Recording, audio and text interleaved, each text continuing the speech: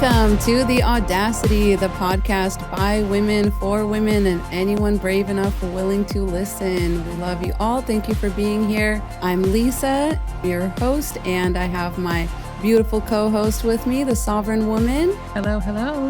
And Gwen is not here yet, but she will be joining us shortly. We, of course, want to give our shout out to our new TVIP member, Michelle. Woo! Welcome, Michelle. Welcome to the Patreon family. We love our Patreon. We love all of our subscribers. Please also make sure you do us a favor and subscribe on YouTube as well. We also have an Instagram now. And if you're listening on a podcast platform and you like this podcast, please make sure that you hit that subscribe button. That really helps us out. Definitely. And today, after we have our tea time, we'll be speaking with a very exciting guest. She goes by Horrible, Mean, Bad Woman. So you already know she's going to be amazing. Yes. And of course, you can always just call her Sarah, but I love that. I love that she starts off her videos like the same way every time.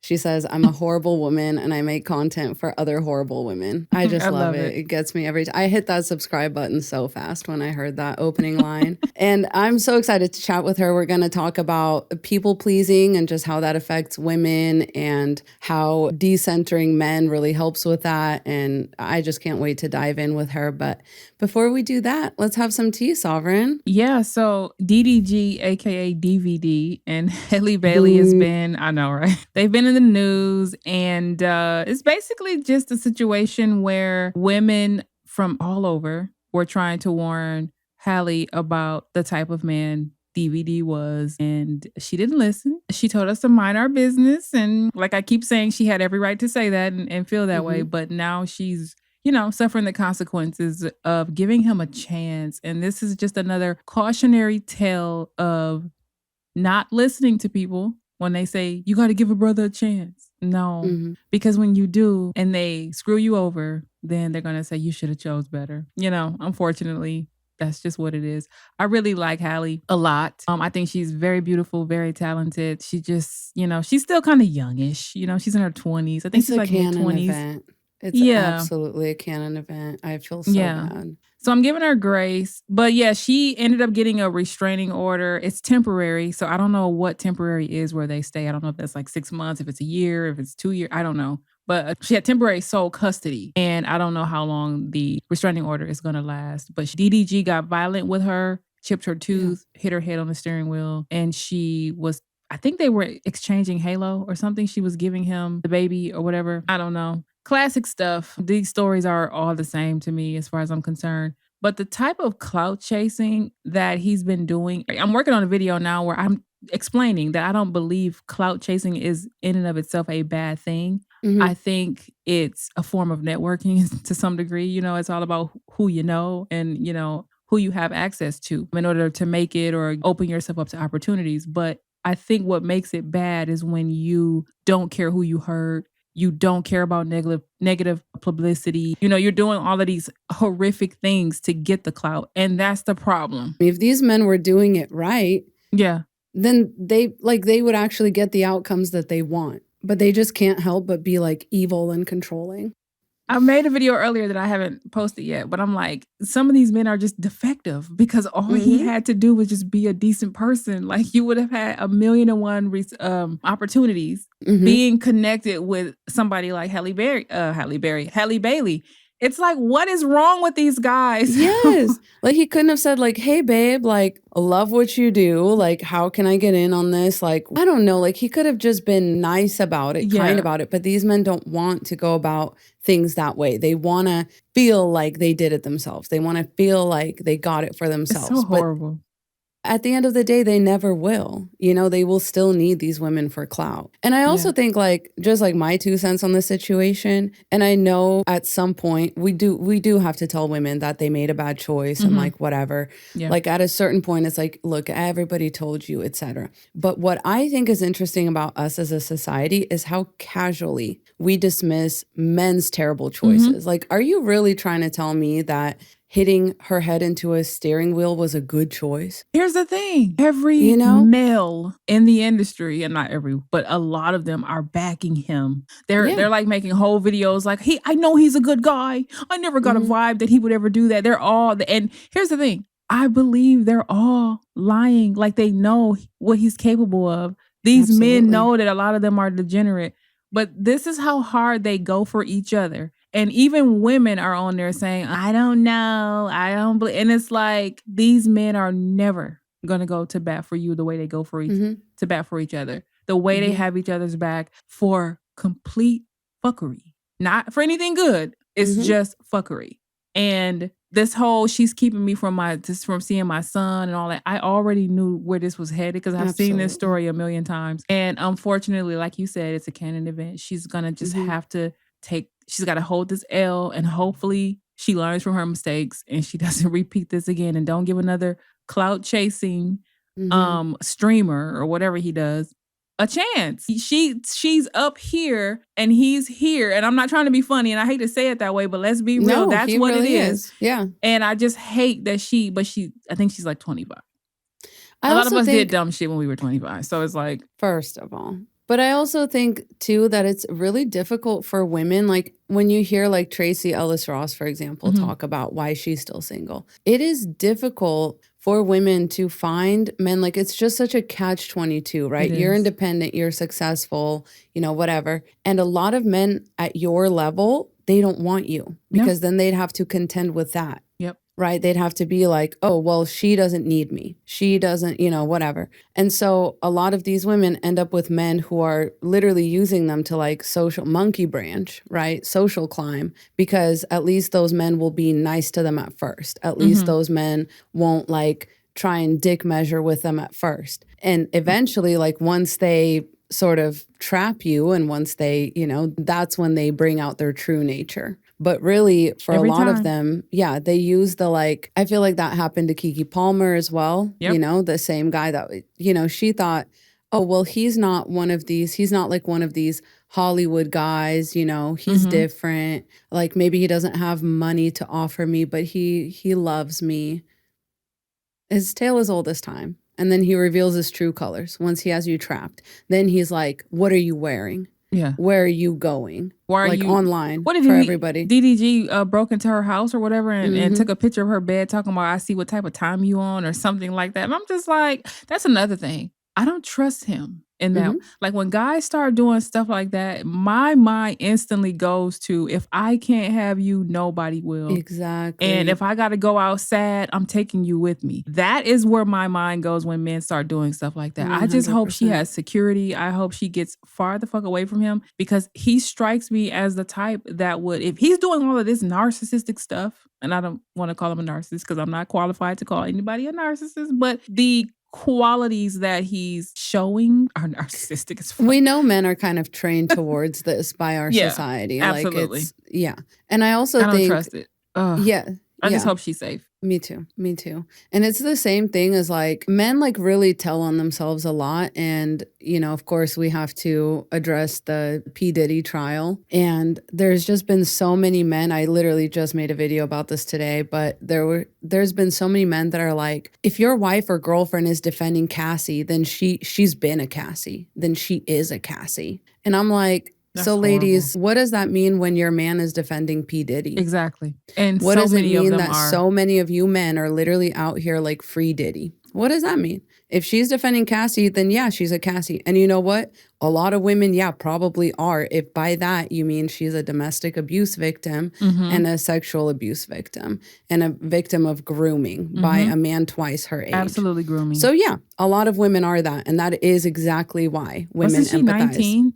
She was 19 when they officially started dating, but you know how it goes. A lot of men will go for a 19-year-old rather than an 18-year-old because 18-year-old makes it really obvious that you just wanted someone who's barely not a child. 19-year-old, you can put all the responsibility on her because she's 19. She's not even 18 no more. She's not even 17 no more. She's 19. She's a grown-ass adult. It's legal. Okay, like, That's what a lot of these, that's how they think. And it's like, you are telling on yourself. Every time you speak, you tell on yourself. Because yes, a lot of women are Cassie. They get taken advantage of. They get groomed and abused. But how about you? And a lot of women are like Cassie mentally, where it's like, my man wants me to do all these sexual acts, so I'm going to do them. And that's because how much time do men spend trying to convince us that sex is like air to them, and like they need it. They don't just want it; they need it. Otherwise, they're not going to survive. You know. And they come to women for threesomes, and you know, all this stuff. And you go to the women because you're expecting them to say yes. If she says no, you're going to have a problem. If she says yes, now you're going to blame her for all the horrific things. And the thing with Cassie, she's like, I was okay with this. She was 19, so she really didn't know she wasn't okay with it because her brain hadn't even fully developed. Let's be real. Did it even start developing at 19? Like, what the fuck, right? So she was saying I was cool with it up until that point where I wasn't anymore. And that's the part, and I did a video about this too that I haven't uploaded, but you gotta start uploading these. That's the part that I really want girls and women to understand. No means no at whatever moment you decide that it's no. That's exactly. Like, so many men don't understand how consent works. They don't understand. Because they're like, well, if they can prove that she enjoyed any of it, then what? Yeah. Then what? She could have enjoyed certain parts of it, and certain parts could have still been abused and grooming and forced. Like, okay. And what if she agreed? What if she agreed? Okay, so let's say, I'm just hypothetically, go with me. These are 3 men. You're going to F these 3 men on camera. Okay. I'll F the first one. I'm just go with me. Right. I'll F the second one. The third one has a fucking mandingo, and I know he's about to hurt me. And no, I don't want him to touch me. Yeah. You literally have the right to say no. It's not like, oh, you already F those 3. No, you have because if that man, they just don't get it. To you after you said no, he raped you. It is what it is. It is what it is. Even if you're alone with a guy and you like him and y'all are vibing and you get to his house and y'all are Netflix and chilling or whatever, and y'all are kissing or whatever, and at whatever moment, for whatever reason, you're like, this doesn't feel right. I'm not ready. Whatever your reason is, you can say, no, I don't want to do it. Even dick in hand, like dick about to go. You can say no. I want women to know no means no. And anything that man does after your no is rape. I don't care what anyone says. Right? You have the right. Women are the gatekeepers. Preach. That's the part that they don't understand. Like, Cassie was okay with it up until she wasn't anymore. You get tired. Your body gets beat down. You're tired of being drugged. You're tired of all of your Like, imagine us when we go out to a club and we have a hangover that one day, how horribly we feel from having a few drinks the next day. Think about being in that state or worse. All the time. All the time. Several days out of every Nobody week. wants to feel like that. Like, I promise you, nobody. She did it to please him. And this is this people-pleasing stuff, which, you know, will lead into that. But that's what it's all about. And I really want women to understand you have a choice. You have a voice. Yes is yes, no is no. Period. There's no explanation after a no. No is a complete sentence. That's it. That's absolutely. And if my husband of like 13 years can still understand that, like any man can understand it. Right. Like, they just don't you can be married to somebody for 13, 14, 25 years and no still means no. Absolutely. And if they love you, they'll be like, okay, no problem. Right. It's so crazy how a lot of guys don't take into account sometimes you're just tired. Sometimes you have a headache. Sometimes they can say things that completely dry you up like the Sahara Desert because they didn't get you anything for Mother's Day or whatever. You know what I mean? Like, they don't understand. They don't care. They only care about what they want. These types of men in particular. They only care about what they want. You're not allowed to have a headache. You're not allowed to be tired after working 16 hours and then coming home and taking care of the kids. You're not allowed to be like, babe, today I'm just not in the mood. Like, they feel like they have the right to you at any moment. And it's like, that's why so many women are just choosing to be single. And I love that. I do. Absolutely. I really do. They're like, oh, I'm celibate 12 years, celibate 2 years. I haven't dated. And there was a woman on my YouTube channel not too long ago. She said she hadn't dated in 30 some years. She's just been at peace. Good for her. About doing her garden and traveling and whatever else. And I was like, I am so happy. I love that for you. Yeah. But there's so many women that are just turning away from this because they see it's a dead end for a lot of women. You're just not going to get anywhere but stressed out and annoyed all the time. And I'm just like, oh my God, y'all. Yes. No, seriously. It's one of those things where like it's becoming like a safety issue, right? Like for women, it used to be a safety issue to not be married because you wouldn't have access to resources. Yeah. And that was like, obviously that's going to be the priority. Like, can I eat? Can I sleep?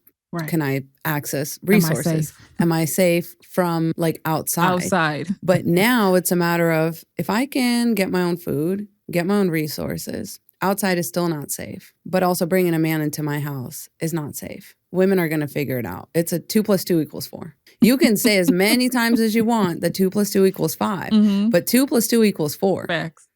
Like women are not, women are not lonely because they can't get a man. Right. It's very easy to get a man. You just have to be a pick-me and a pushover and like not give a shit about your own health, your own standards, wealth, standards, anything like that, your energy. Be lazy I want a man to take care of me. Yeah. Type shit.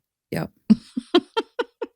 That or like underqualify your work. I mean, a lot of times when women say like, oh, I want a man to take care of me, they forget that they're going to be working for that care. Yes. They forget that like that's not going to be free. You don't actually get to lay in bed all day or be lazy. No, eventually that man is going to want you to have children. Like eventually that man put you to work. He's going to put you to work right away. They know exactly what they're doing. They know babies are going to take up a lot of time. They know you're going to be cooking and cleaning and cooking. And don't get me to start singing Lil Webby. But anyways, like, you know what I'm saying? Yeah. Like they know you're going to be running errands and helping with home. It's like they want you. They get resentful. If they give you the cushy, soft girl life where you can just go to the spa and go get your nails done and you're not really working in the home or doing anything, they get resentful of that. I pay the cost to be the boss. Next thing you know, they're like that one guy who was on TikTok talking about, you've been riding on my income for 10 years. You know what I'm saying? It's a lose-lose for women at the end of the day. I just don't recommend it. You got to have some kind of hustle about yourself. You got to have some kind of backup plan, something. You have to have something that's yours. Yes. And never give up your labor for free to a man. That's what I'm saying. You're gonna work either way. You're gonna work either, whether it even be, even if you're like the spa and, like pedicure kind of wife, that is still something that you're expected to do. Like you can't just take a month off from that, and show up to one of his work parties in a sweatshirt. Like you can't do that. Right. You're gonna have to be perfect all the time. And that's work too. That's a mental load too. And I don't know, I was watching Desperate Housewives on your recommendation. It's just reminding me of Gabriella. Still in the first season. Oh, okay. It's juicy. Yeah. Well, she's my favorite. She's my favorite. I swear to God, if they make her have children, I will riot. I will riot. Damn it. God damn it. I'm so mad because she was so set on like you. The good news is it's later. It's not right away. It's kind of like, well, I hope it's with somebody else. A few seasons in. I'm not gonna say anything. No, I'm not gonna give anything away. Okay, don't spoil it. When I tell you that show gets better and fucking better with each episode, I'm not even joking. It really does. It's my favorite fucking show. That, Friends, those are my favorite. Yeah, I'm a friend. I'm a Friends really girly. Been enjoying it. Yeah, I'm obsessed. I have all 8 seasons on DVD. Oh my God. And it's funny you say that because I was getting ready to restart it because me and my sister restarted every once in a while. Like it started over like we did Sex in the City. Yeah. Yeah. I recommend Desperate Housewives. That's the original Housewives show. All the other Housewives shows came after Desperate Housewives. That's the original. It's amazing. And it's like I can't believe it was I the never best watched show it on before. TV. Oh my God. Yeah. The best actors, the best everything. Okay, but I love it. I'm done. Well, Gwen is here. Should we let her in to talk about her tea? Yay, Gwen. Hey, Gwen. Hey, Gwen. Gwen, everybody. Hello. Gwen is here just in time to spill her tea. I thought we were going to have to cover it, but I'm actually really happy that she's here because even though we are familiar with the case, we're just going to let you fill the listeners in on it. And it's more of a somber moment. So yeah. So there is a woman who is considered, for all intents and purposes, brain dead in the state of Georgia. Her name, I believe, is Adriana Smith. And she is a Black woman. And she was an emergency tech worker, and she was pregnant at the time of her incident where she was considered brain dead. And so they're purposefully keeping her alive against all wishes, against her community, against her family, against her friends. They all want to have the dignity of, maintaining her death way that she had wanted it. But no, the state overrode all their free wishes on that and said that because she's pregnant and because she was carrying, that she has to carry it completely to term, regardless if she would even awaken before or after, or if she would even be around to breastfeed the baby or anything. And it's so horrific. That makes me so angry. This is what we were afraid of. Like, this is literally what we were this is just the afraid of. beginning, Literally, too. And like, tell me that you literally see women as nothing but incubator. incubators. Yeah. Mhm, exactly. And this was in That's The cool. Handmaid's Tale. Yeah. This was in the dystopic fantasy TV show that's now coming to life as we... Oh my God. Yeah, and that's so horrific. I wish I had the words to express how angry and upset I am at that, because if it could happen to her, it could happen to all of us. it's All of us going need to be happen. paying. It's gonna All happen. of us need to be paying attention to this case, Mhm. and we need to be protesting, and we need to be calling our representatives on this, because that is horrific. That is a horror story, and I feel for that family and her friends who wanted to keep her memory the way she had intended it to be. And so that the fact that the state is just like, no, fuck you, it's just because she's pregnant that we have to reconsider everything and write the laws around this. And just, How I did hate she it end so up brain much. dead in the first place? Like, what happened? let me pull up the article so that way I'm not missing any information. Thank you. Yeah, this is gonna keep happening until they, relax some of these abortion laws or whatever. It's gonna get worse, y'all. So hold on, let me read Wow. this. Georgia's so-called heartbeat law is among the restrictive abortion institutes that have been put in place in many conservative states since the Supreme Court overturned Roe v. Wade 3 years ago. Adriana Smith, a 30-year-old mother and nurse, was declared brain dead, meaning she is legally dead, in February. Her mother, April Newkirk, told Atlanta TV station WXIA. Newkirk said her daughter had intense headaches more than 3 months ago and went to Atlanta's Northside Hospital, where she received medication and was released. The next morning, her boyfriend woke to her gasping for air and called 911. Emory University's hospital determined she had blood clots in her brain and she was declared brain dead. Wow. Newkirk said Smith is now 21 weeks pregnant.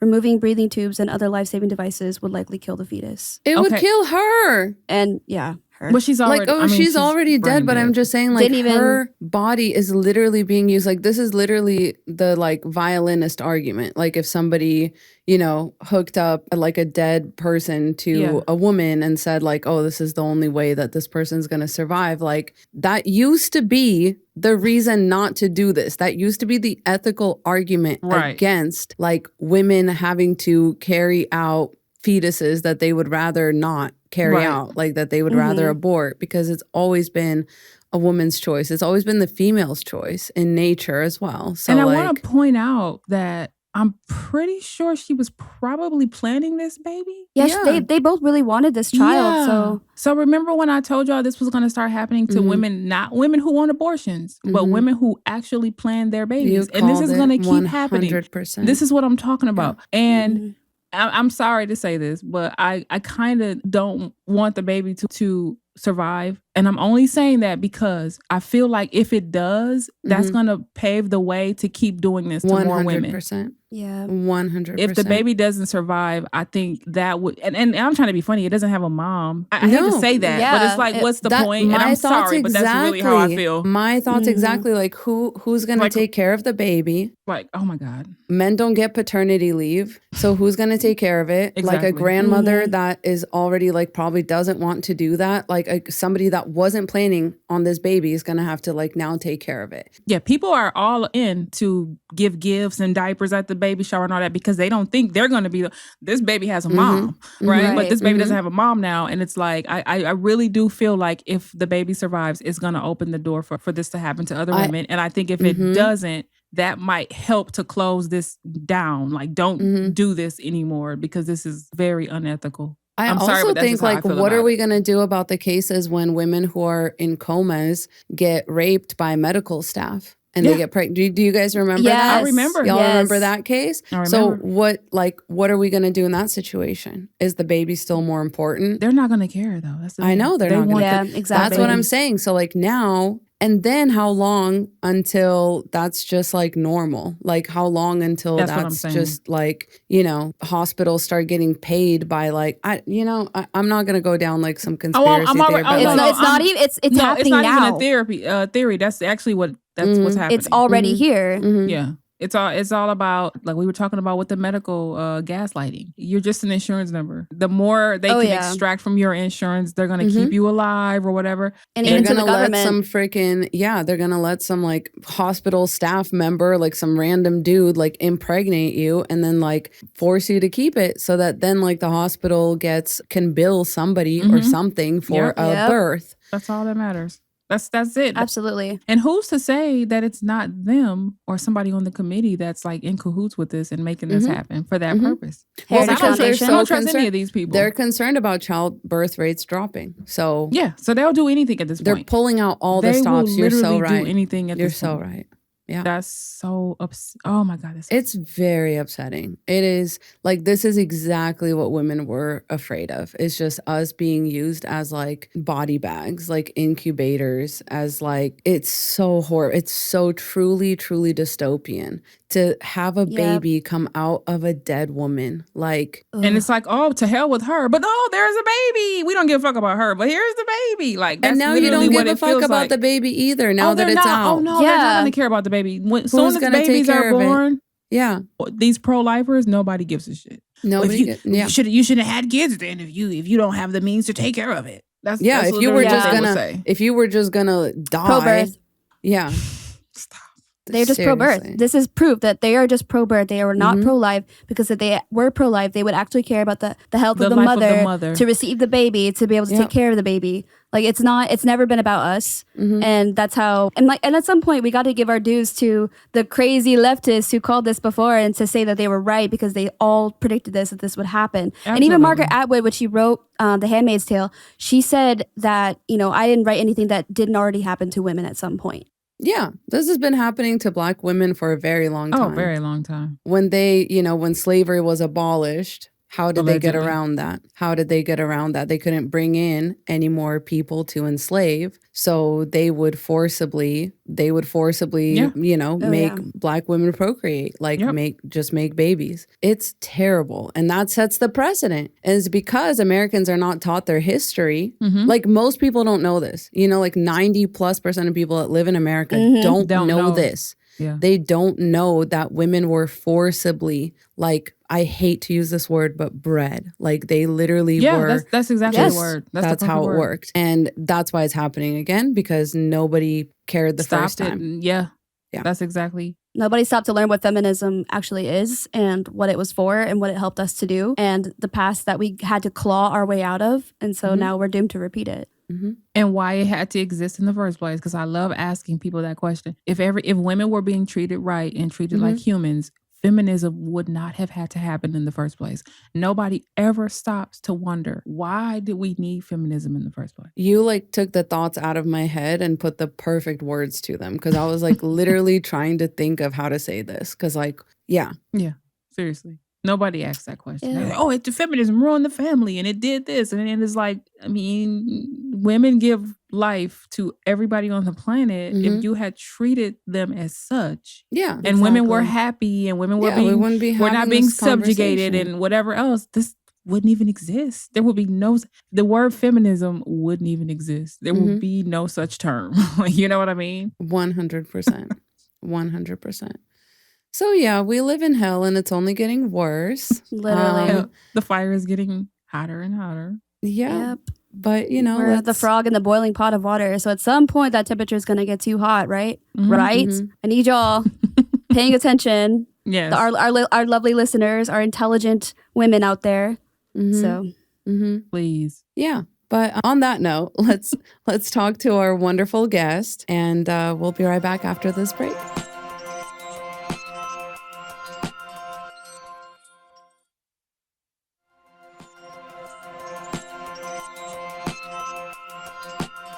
Okay, welcome back, everybody. We're back with our highly esteemed guest that we're so excited to have here, Sarah. Welcome. Welcome. So excited. We're beyond thrilled to have you here. And I know you just told the story, but the way I ran so fast to follow you after your opening line where you say, I'm a horrible woman and I make content for other horrible women. Like, I don't know, that just spoke to me so loudly. And obviously we want to know the story behind it. Like, how did you get started out? Like, tell our audience a little bit about you, because we already know you, we already love you, but just in case people haven't heard of you. Well, I get that comment a lot. And I love knowing that there are so many of us out there actually lurking in the streets. And I came to TikTok quite late, only in 2020, beginning of 2024 or end of 2023, because I didn't understand the platform and I thought I was too old for it. And I didn't really understand how to use it. And that's very obvious. If you scroll back far enough on my profile, things get a bit weird and cringy. And it's just pet posting and weird things I did in Canva. And then I started talking because I've never been able to keep my mouth shut, and something crossed my feed that got my attention. And I think the first thing that did that, I was scrolling and I came across a video of an Australian guy who was talking about malviolence against women. And he was talking about men's mental health, and he was imploring men to work on their mental health and talking about how that men not being able to express themselves is a reason why we have such a problem with malviolence against women. And he was saying all of the things that feminists often ask men to talk about. He was saying all the right things. And I thought, what a dickhead. So Period. It really annoyed me. And it was nothing personal against that guy or anything. I mean, obviously a well-intentioned video, but I was so sick of hearing that talking point that the reason why men express themselves with their fists is because they can't express themselves in other ways. I mean, that's an incredibly emotional thing to do, isn't it? To punch walls or people. Yeah, very. Right. So I made a video about that, which actually, if you go back and watch that video, I sound like a very calm, reasonable, not horrible woman. So that evolution came later because I very quickly got tired of dealing with. I think you sound more reasonable now. Right? Right. Yeah. Yeah. I didn't know how reasonable I should be coming on here, if I should stay in character, but yeah. Oh, stay in character, please. Yeah, the character is more reasonable these days, I think. I may have radicalized myself through this process, actually. But I got very tired of the attempts at emotional manipulation. That when you talk about this, you run into the same walls about what about men's mental health? What about the male suicide rate? And I was sort of like, well, what if I just say, so what? Because whatever I think personally about those things, and I'll never admit to caring about men's mental health publicly, but if I privately did on some level, what's that got to do with this conversation? And I felt like a puppet having my strings pulled, that, you know, you just deploy these talking points and then I as a woman am supposed to just fold and submit and let you dictate the direction of the conversation. And if I don't, I'm a horrible, mean, bad, cruel, callous, uncaring, unwomanly woman. Alrighty then, I'll do it. That's fine. Period. We're on We board. love to see it. Yes. We love to see it. And Amen. I literally just watched a video of somebody else talking about this, like specifically the like, oh, well, men just act out because of this and this. And they were like, no, men are just taught to like make everybody else's problems or like their own problems like to everybody else. Like they're encouraged to act things out by the patriarchy, whereas women is just like tough shit, like just deal with it and like find a way around it, like get scrappy with it, whatever. So that's what we're used to. So it's super weird seeing men all of a sudden coming off their like big pedestal, their big provider, protector pedestal to be like, no, we're just sad, lonely little men. Like, no, you're not. No, you're not. When have you ever been that? I don't know. And anytime y'all try to act safe and nice, it's like it's a worse thing. It's like you're a predator in hiding, like you're a predator with like a disguise. You're actually worse when you try to be nice, because to you, it's all a transaction. Like it's to most men, like everything in life is a transaction. But to women, it's not supposed to be. And then like when we act like that, that's when we're called mean, bad, horrible women. And it's like, what gives? Like at what point? And it's just a never ending like moving of the goalposts. And which is why like kind of bringing us into like the thing we really wanted to talk to you about is like it doesn't make sense for women to be people pleasers, because those goalposts are always going to move. And I just feel like that's kind of what your content like really hits on so well. Like even your story about the husband and the pillow. Oh my God. I watched that one one all the way till the end. And it was the payoff was so worth it. Oh my God. I love that because there's really nothing you can do. I don't know. Like, can you just like speak on that more? Like for our audience, or like if I don't know if I captured that well, but like that's just one thing I really love about your content is that it's very unapologetic. Oh, thank you. I'm glad you liked that particular video as well, because I think it caused a lot of confusion and consternation. Definitely people who didn't watch it all the way through didn't know what was going on. And in that video, I was describing just one sort of fictional version of the crazy making that women tend to endure in their homes when they are cohabiting with men and sharing a bed with men. And these seemingly little things that should be easy to manage, but are made so much harder by the fact that you're trying to do them with a man around you. Everything is made so much harder. And the way that we will bend over backwards, and we are in a constant state of compensating for men's incompetency. And I kind of hesitate to call it incompetency because I think a lot of the time when we're talking about men's bad behavior, it is a mistake to assume that it is incompetency. It is malice. Don't assume stupidity over evil when it comes to men, because it's probably evil. Yes. It's probably deliberate. Intentional. Yeah, it is intentional. And even if some of it is unconscious, that doesn't make it less cruel. It's cruelty. Like this is, and I say crazy making, but it is actually cruel. It is cruel to do this to anyone. And it's cruel to do this to someone that you're supposed to love, particularly someone who you are in an intimate relationship with, which changes the nature of everything. You are having this particular kind of intimacy with this person. And then you are doing this kind of weird domestic water torture to them as well. Like I think it's quite sadistic, actually. The people pleasing and like why it ultimately doesn't really make sense for women to try and be the kind of woman that is liked by men, or is like I just feel like there's just no point. You could do everything right, like in the pillow store. You communicated, you did it yourself to an extent. You had to do all this stuff, and in the end, like the man was still going out of his way to make life difficult. Like even for that fictional character, like I don't know, but that's a story I read on Reddit all the time. Like that's not even like a fake story. Like, and it's like women can go to the ends of the world for a man, right? Like even with Cassie and Diddy, and like people still say it was their fault. Like, so what's the point of being a people pleaser as a woman? What's the prize? There isn't one. It's a really good question. There isn't one. And I'm not a believer in afterlife either, so I don't even think you're going to win any prizes when you're no longer here. Yeah. An eternity of bliss. I totally agree. Yeah, it doesn't. I'm the same. And I think a sad thing that women need to consider, actually, I agree that there's no point to the people pleasing because you actually can't win in the long game. And I think we also need to honor these impulses and reflexes that we have as the survival instincts that they are. And I think that it is veering off into a little bit of misogyny sometimes when we talk about these things with like real contempt and in a belittling way, because women are very good at doing these things because we have had to be. This is right, to some extent, like almost like ancestral knowledge, right? Knowing how to anticipate the needs of others is part of how we try to keep ourselves safe. And it obviously doesn't even work that well looking at the statistics, obviously. And also, what are we keeping ourselves safe from? Maybe we managed to keep ourselves safe from a particular form of violence, but in the meantime, we are getting physically ill and developing things like autoimmune disorders because of all the bile we're swallowing constantly. Gritting our teeth and that psychological water torture that we're living with as well. So everything is it's almost like a damage control mechanism. Like all we're trying to do is manage the level of cruelty that we're going to endure. And maybe in that moment, you secure a slightly more comfortable outcome.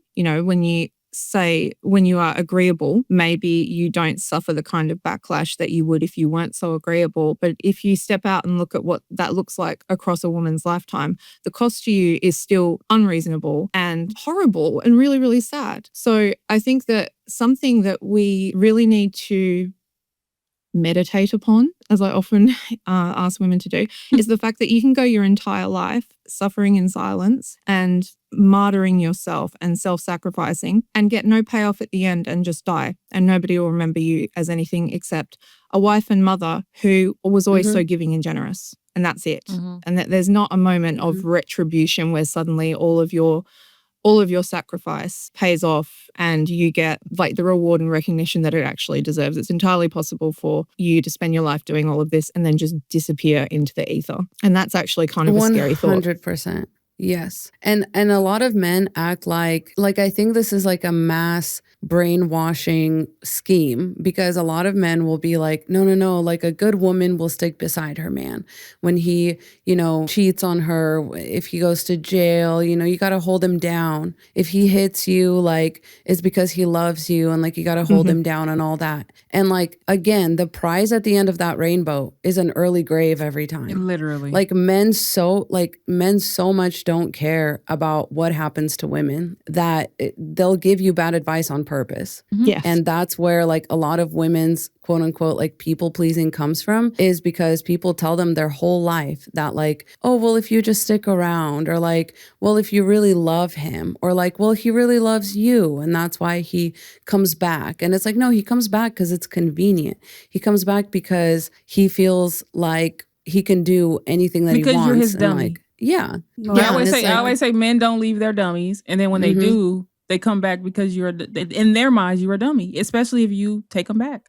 That's what it has nothing to do with you being a good person or being worthy or anything. You are just something to use until something else better comes along. But women are taught to see it as this magical fairy tale where like once you do enough stuff, once you sacrifice enough, once you martyr yourself enough, then he's going to come back and like swoop you up in his arms and call it like the Disney effect. Give you everything. Yeah. Or like rom-com effects, where that has been like subliminal programming given to us and like spoon-fed to us exclusively by men for women over the past, like, I want to say like 25, 30 Since we come out the womb, really. Yeah. But like, especially in our media, though, it's so pervasive in all of our media. Like, I can't even think of a single movie where, where we kind of have what we have now with these movies that kind of are more of a catharsis because women are finally getting the justice we've been craving for our entire like lives. And when we watch media and like all these like shitty stuff happens to women, like in Friends, whenever, what was her name, Rachel, got with Ross, even though like he had cheated on her, and like she was supposed to just like throw away her dreams because like she had just gotten this job and she was about to fly out to like Paris, and she's always wanted to go to Paris. And Ross all of a sudden is like coming by and is like, I'm sorry I treated you so horribly. And she was just supposed to just drop everything, take him back. And then she does. And it's so fucked up. And I've hated that ever since. And like, but that's like, multiply that times like all the media that we've ever had for the past 25, 30 years. So, but I'm grateful now for the movies that we have like companion that just finally give us like a bit of catharsis, like a taste of what we've been really craving, which is that little bit of just basic decency and like, there's just no prize for being like a people pleaser as a woman, like whether it's to other women, but especially to men, like you're just never there is no reward, but at the same time everybody wants you to think that there is a reward, yeah, especially men. They're the main ones that want you to think that. Gwen, I like that you mentioned media, because I think basically any kind of rom-com is patriarchal propaganda. Yes. Ross and Rachel is a great example of that. It's true. All he has to do is turn up, because in the context of this kind of media, the grand romantic gesture for women is always sacrificing themselves, sacrificing their future, their prospects, their dreams, while the grand gesture for men is just discovering that, oh, he has this fuzzy feeling inside of him for that woman and saying it. That's it. That's literally, often that grand gesture takes the form of literally interfering with the pursuit of her happiness and her dreams, and also her economic security. Because I cannot overstate the economic security part. A lot of the time these women are pursuing something that is going to ensure their financial independence for the rest of their lives. That's the point of it. But then the grand gesture for these men is, oh, I love you so much that you should not do that. And they're like, okay, I feel very moved by this literally weightless, nebulous thing that you're offering me. Literally. Which is indistinguishable from nothing, actually. Right. Indistinguishable from nothing. I love that. Yes. Nothing Merch, adjacent. Yes. Nothing adjacent. And then women get right into it, and then they miss the point where the man just usually wakes up one day and just, I don't even like you anymore. I'm not that attracted to you anymore. Exactly. You've given up everything, and he's just gonna throw you away because men you're not the see carefree women. woman I once knew. Yeah. You're not hot like you used to be. You're not. You let yourself go. Like I always say, they always talk about women letting themselves go. But when women see and understand that you are replaceable, even to the point of they would choose a robot, like we were talking about earlier, like they would choose a AI female companion robot because that's how replaceable they feel like you are. Do not give up anything to be with them. People pleasing gets you nowhere. You're going to do all of that You're going to jump through all these hoops and most likely just get left in the end anyways for some younger, hotter woman or whatever. Period. Like I always say, that's it. And the thing I don't understand with women is like, y'all keep looking out into the world and seeing the same exact story happening woman after woman after woman. And somehow you think you're going to be different. You're not going to get the different outcome because you're dating the same men. Like the same misogynistic mindset. You're not going to get anything different. Not you might or you could. You're not. Like you're literally not. And I just don't. I really hate. I do like that a lot of women are starting to wake up to that. But a lot of them still feel like they're still under this patriarchal brainwashing where it's like, I got to do this because of a man.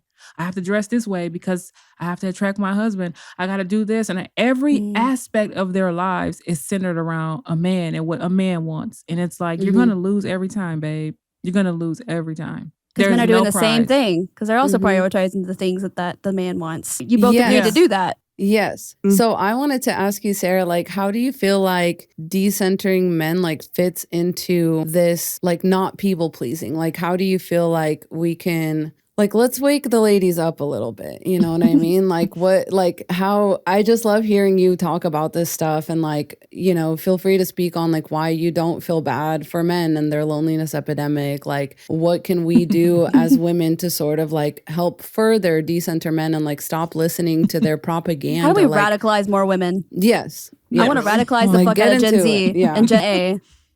Literally. Yeah, so I see the decentering men conversation quite a lot, and it's actually not one that I've engaged with a lot. And probably most of my contact with it is through your content, Lisa, which is like my favorite content, by the way. You might have radicalized me in the beginning, actually. But I think there is an argument for faking it till you make it, I think, on this front, because some of this stuff is so conditioned that it is a reflex. It's very easy to talk about decentering men. And a lot of the time what we're talking about is resisting the urge to make them the center of everything, resisting the urge to anticipate their needs and act on it. That's a huge one for me because that is, like, it is actually a reflex. And I find myself doing that as well. And it's so frustrating when I recognize myself doing it too. And the not caring about men's mental health, I'll often make jokes about resisting the urge to show sympathy for men and to care about men's mental health. Because a lot of the time what's happening is we are persuaded to center men by having our best qualities turned against us because we are emotionally intelligent. We have had to be. We are able to anticipate the needs of others, which means we need to be able to decipher the emotional states of others. We have had to be, so we're good at that as well. And we have been burdened with the bulk of responsibility when it comes to the needs of others for so long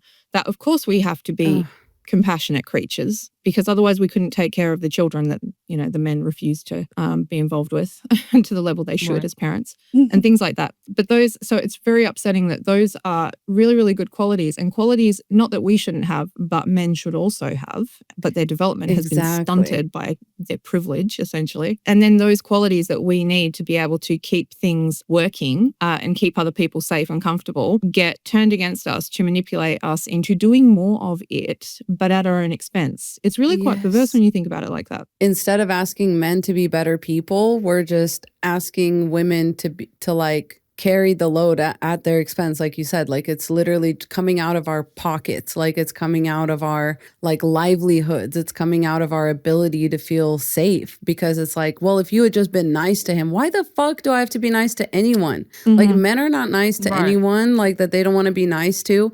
But when a woman walks by, God forbid, she's not smiling, you should smile more. Why?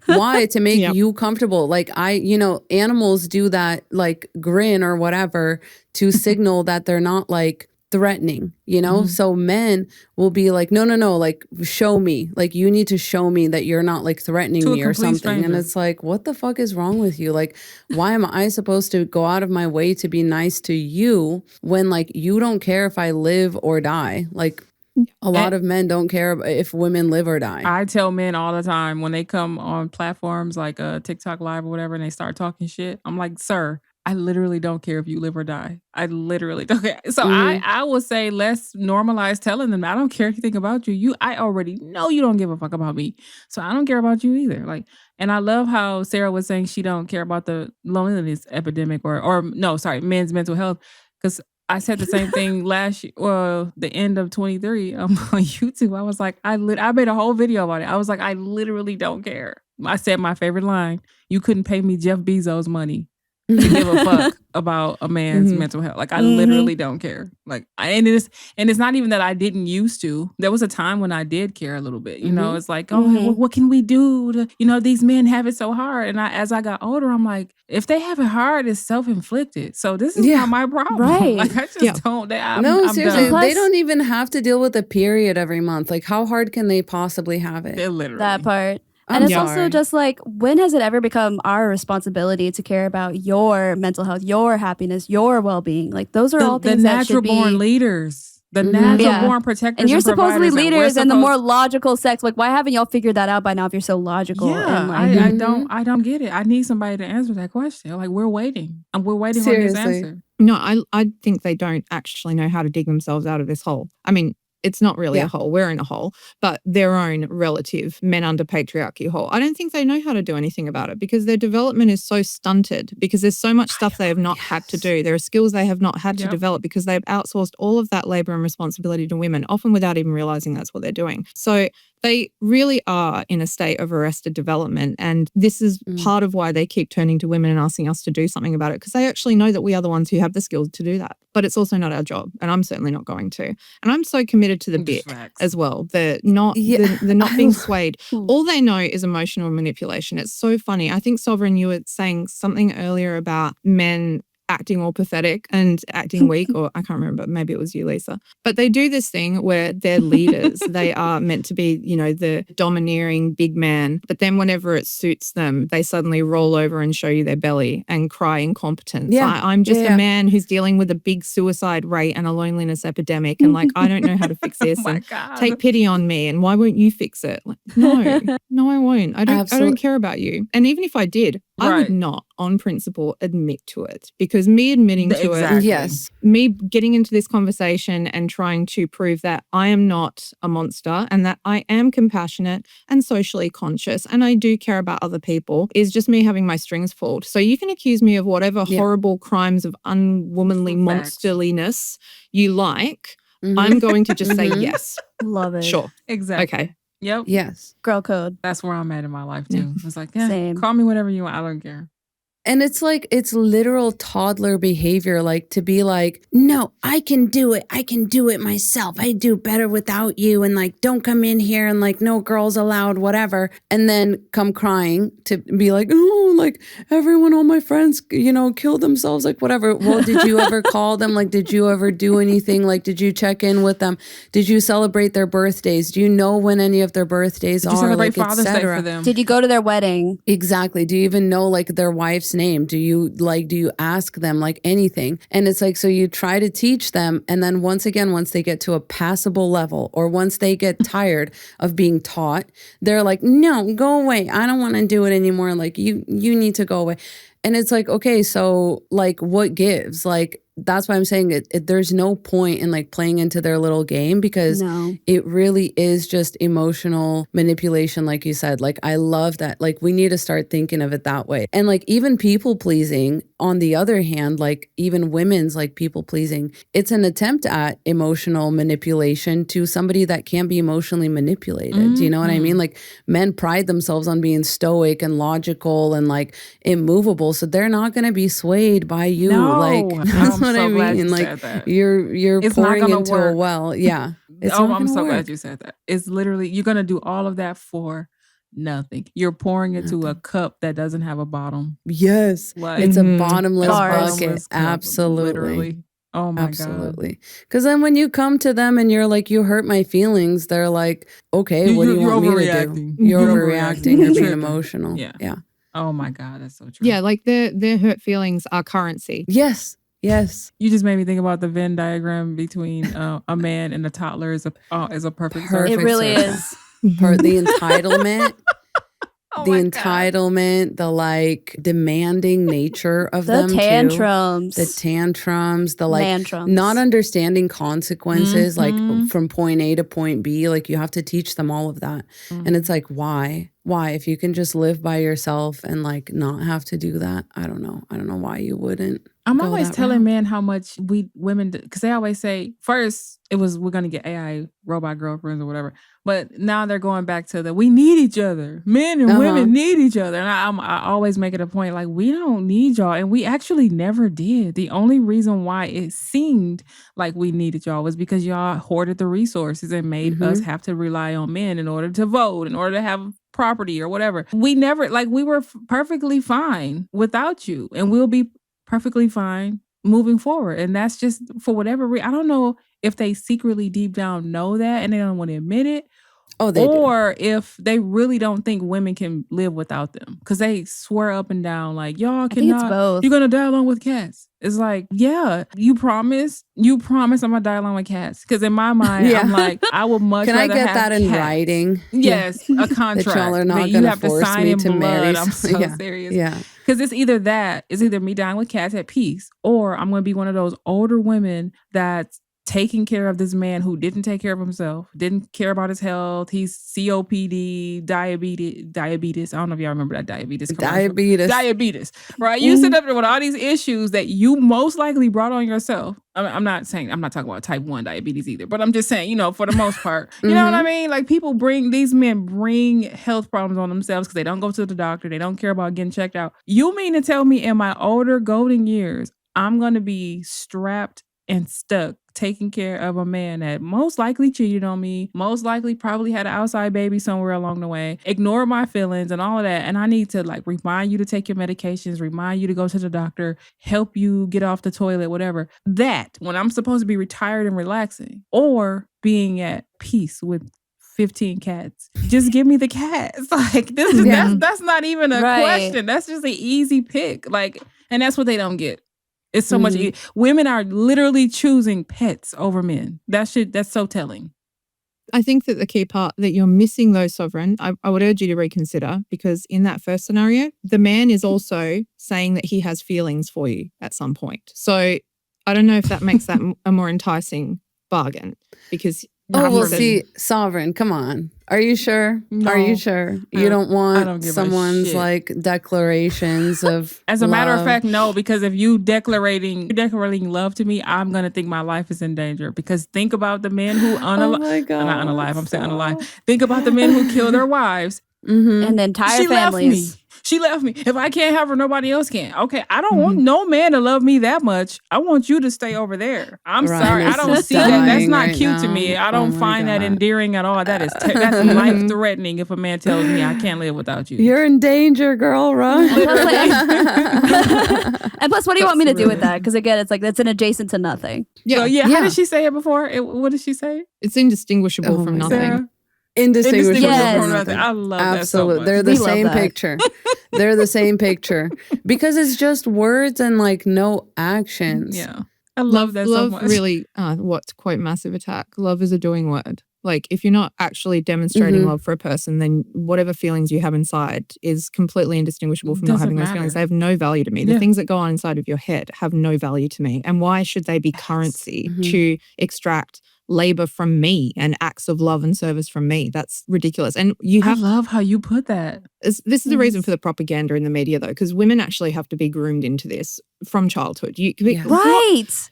Girls growing up in a society where they weren't bombed with propaganda would never walk into this kind of raw deal with open eyes. You really have to cloud our judgment and warp our view of the world to get us to think these feelings a man says he has for me have so much value that they are worth all of the actual material value that I bring to this relationship that comes at such a great cost to me. Even when he's not evidencing it in any perceivable way, That's such a good point. Speaking of men. There's... Sorry, 1 second. Is that Slurky? No, it's my male cat, shockingly, who's the problem child. There he goes. Yeah. He heard you talking about men, so he's like, meow, are you talking about all men? Not all men. Yeah. Not all men. Aww. I'm just going to get my housemate to come and grab him and put him somewhere because he will be insufferable. He literally came at the perfect time. Not all men.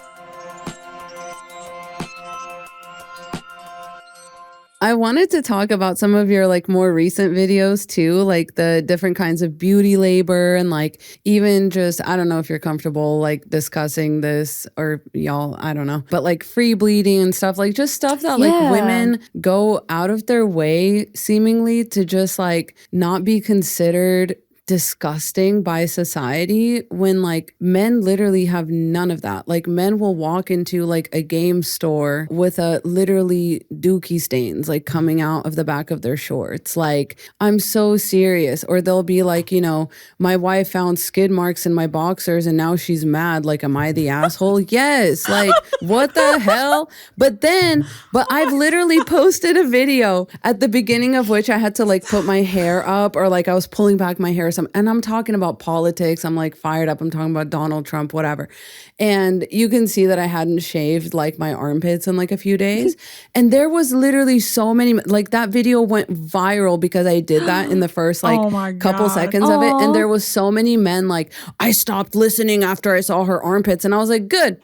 You know what? Because all of y'all have armpit hair. So now that's going to be my excuse. I'll never listen to a man speak again because y'all have armpit hair. So fuck you. Like literally talk all you want. My God. You have armpit hair. I stopped listening. Sorry. Don't you love the presumption that they're who you're talking to anyway? Right. Their default is that they think that you're talking to them anyway. Oh my God. That's so true. That is so true, Sarah. Yes. It's like, I literally don't even care if y'all listen or not. You are like, so correct. This is for women. Like, you have to be brave. Like, I say this in the opening like line of our podcast all the time is like, it's a podcast by women for women and anyone else brave enough to listen. Like, you have to, unless you're a woman, like, this is going to take some serious introspection, you know, that men are not willing to have. They're over here pointing at us. Oh, you don't wear makeup, so I shouldn't have to listen to you. Oh, you wear so much makeup that I don't want to listen to you. It's like, this is why people pleasing is such a dead end. But yeah, sorry, let me open the floor. Actually, on that point about the men thinking that you're talking to them, part of that is because we have actually made that a thing of trying to appeal to men to be better, right? Which is why I won't do that anymore. I feel like I hit that point in my late 20s where I, you know, obviously I'm a left-wing progressive woman, which tells you a whole bunch of stuff right off the bat about what's important to me. But I felt very much stuck in this futility loop of trying to make men understand, of trying to reason with men, of trying to bring them along with me and trying to help them become better. And it is so soul-destroying and just demoralizing. And I got to the point where I was like, if they wanted to, they would. So I don't want to do this anymore. But these men are actually used to progressive women or women who seem to be progressive, catering to them in that particular way of, and they know, and then maybe they don't overthink it, but they know from experience that there's certain trigger words and things that they can drop to get the attention of a progressive woman or a feminist that is very likely to derail them from what they're doing and suck them into a conversation with them. And they're just being energy vampires. That's all they're doing. So thank you. Yes. That's so energy farming, somebody called it, and I was like, just like in our just like the men in our comment sections that come and say the most, oh my God, the most egregious stuff just to get attention. Just to get attention. That's it. Yeah. The beauty rituals and the double standards and stuff. I get men in my comments all the time obsessing about my nose ring of all things. Like if I were to have to chart out what the most common talking points men bring to my whole online presence, it would be the nose ring. Actually, they are obsessed with it, and they say the same thing. Like, you know, they saw the nose ring, they stopped listening, and you know the. Comparing me to livestock and stuff like that. My favorite is when they point out that men don't find that attractive. Oh, God forbid. Oh my God. Wait. Stop the What are we going to do? Oh my God. What are we going to do, guys? I know. And yeah, men and their general personal grooming and hygiene across the board is not particularly impressive and entirely disproportionate to the level of effort, time, money, and a certain level of expertise that women put into maintaining the kind of appearance that we often do across the board. Because it's not just the money that you put into the beauty practices, the beauty products, things like that. And I'm not saying this from a place of judgment. This is a perm, all right. But also having to know about these things, having to know how to use makeup, having to know how to care for your particular hair texture. Also knowing what's trending as well, being across trends. And, you know, how is it that we seem to have collectively figured out that skinny jeans are not cool anymore? You know, like these are things that there's a level of consciousness and awareness that we maintain in relation to these things as well. So you can look at a form of labor that women typically do and think, oh, that's a whole extra thing that they do. But if you keep drilling down into it, often you'll find that it represents multiple layers of additional stuff that women are doing. And a lot of the time, consciousness and awareness behind it, I think even in our conversations about women's invisible labor, we overlook that part of it as well, because that is a big part of it. And it's the constant part of it, because it is online 24/7. And that's time you'll never get back too, you know, that, I don't know, like on one hand, I want the beauty standards to be applied to everyone because I don't think it would hurt men to know what's trending. I don't think it would hurt men to have good hygiene. I don't think it would hurt men to know what works for their hair type. I think all of those things are like good. Like that's not, you know what I mean? Like it's all part of like taking care of yourself and having a certain presentation. And like, yeah, we could all wear a potato sack every day, but like, okay, we choose to represent ourselves and our individuality through like clothes or an outfit or whatever. Right. And that's just something that I think men could benefit more from, you know, because I just watched a video of somebody on TikTok. Like, I don't go to bars anymore. And like, I don't know what Gen Z like wears or does, but they were saying that all the Gen Z men have like the same aesthetic. Like, it's just like hat and a trucker hat and a mustache or like a flannel or whatever. The mullet. And, yeah. And it's like we're going backwards. Like men used to wear matching sets. Yeah. Men used to wear a pantsuit. They took pride in how they looked when they went out and just in general. I just want to say, though, real quick, that seems to exclusively be just like a Western men thing, because Eastern men and men from other cultures have already figured out hygiene and presentation and the importance of that. And that's why women fawn so hard for these K-pop idols, these, you know, K-pop boys that are like coiffed and well done, and they have like their eyebrows done and like maybe a little bit of guy liner and whatever they want to.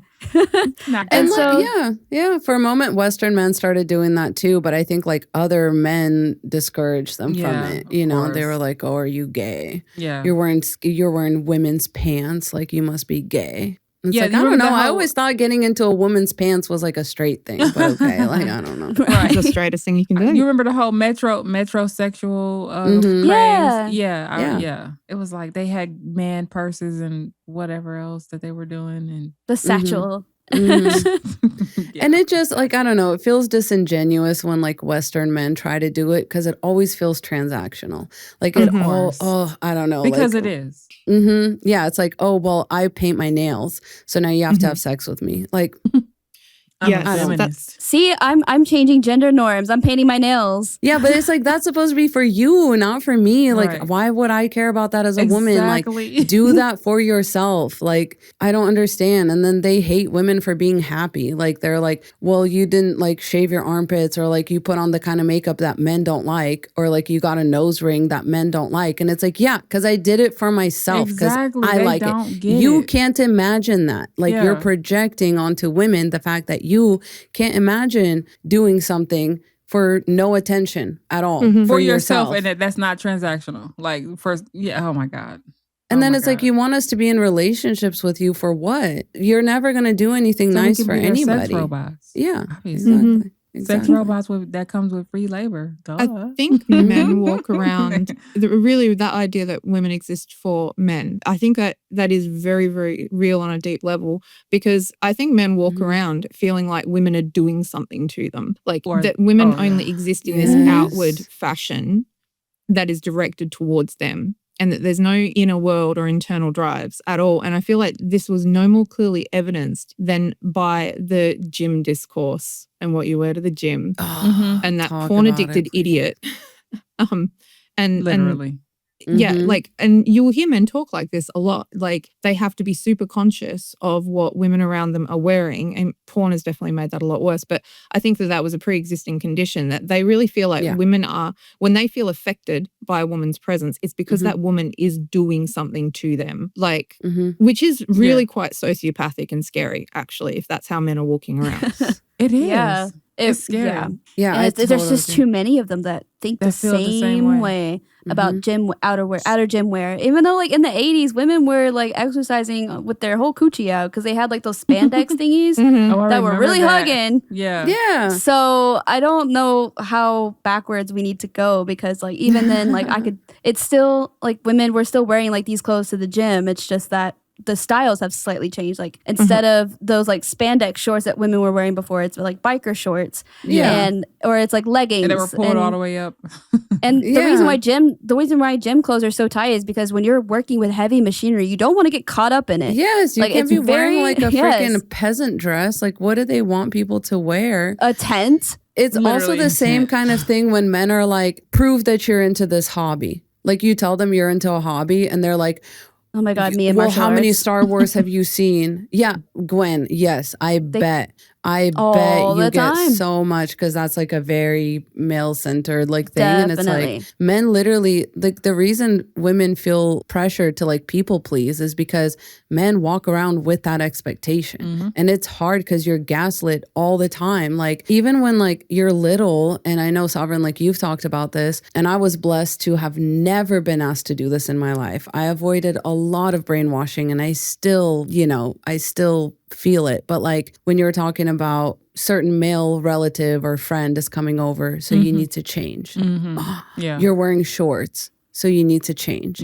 You're wearing like something you're comfortable at home in, so you need to change. And it's like when other grown adults, like it's hard to like snap out of that mindset all of a sudden when you're 18, 19 years old, connecting this back to like Cassie and Diddy. Men are like, oh, well, she was grown. It's legal. She was an adult. Yeah, but she was an adult that was probably as a little girl told to change when men are coming over, to act different when men are around, to like act in a way that pleases men. Exactly. So then how do you snap out of it? It's a canon event. The snapping out of it is a canon event. Like you have to go through enough. Like you have to go through enough to realize it's not going to benefit you. Right. That's so But there were men there too that Diddy had under his control, and nobody asked them like, why didn't they leave? Like if you knew Diddy was doing all these things that you morally disagree with, why didn't you leave? And it's because this man was blowing up people's cars on the other side of the country.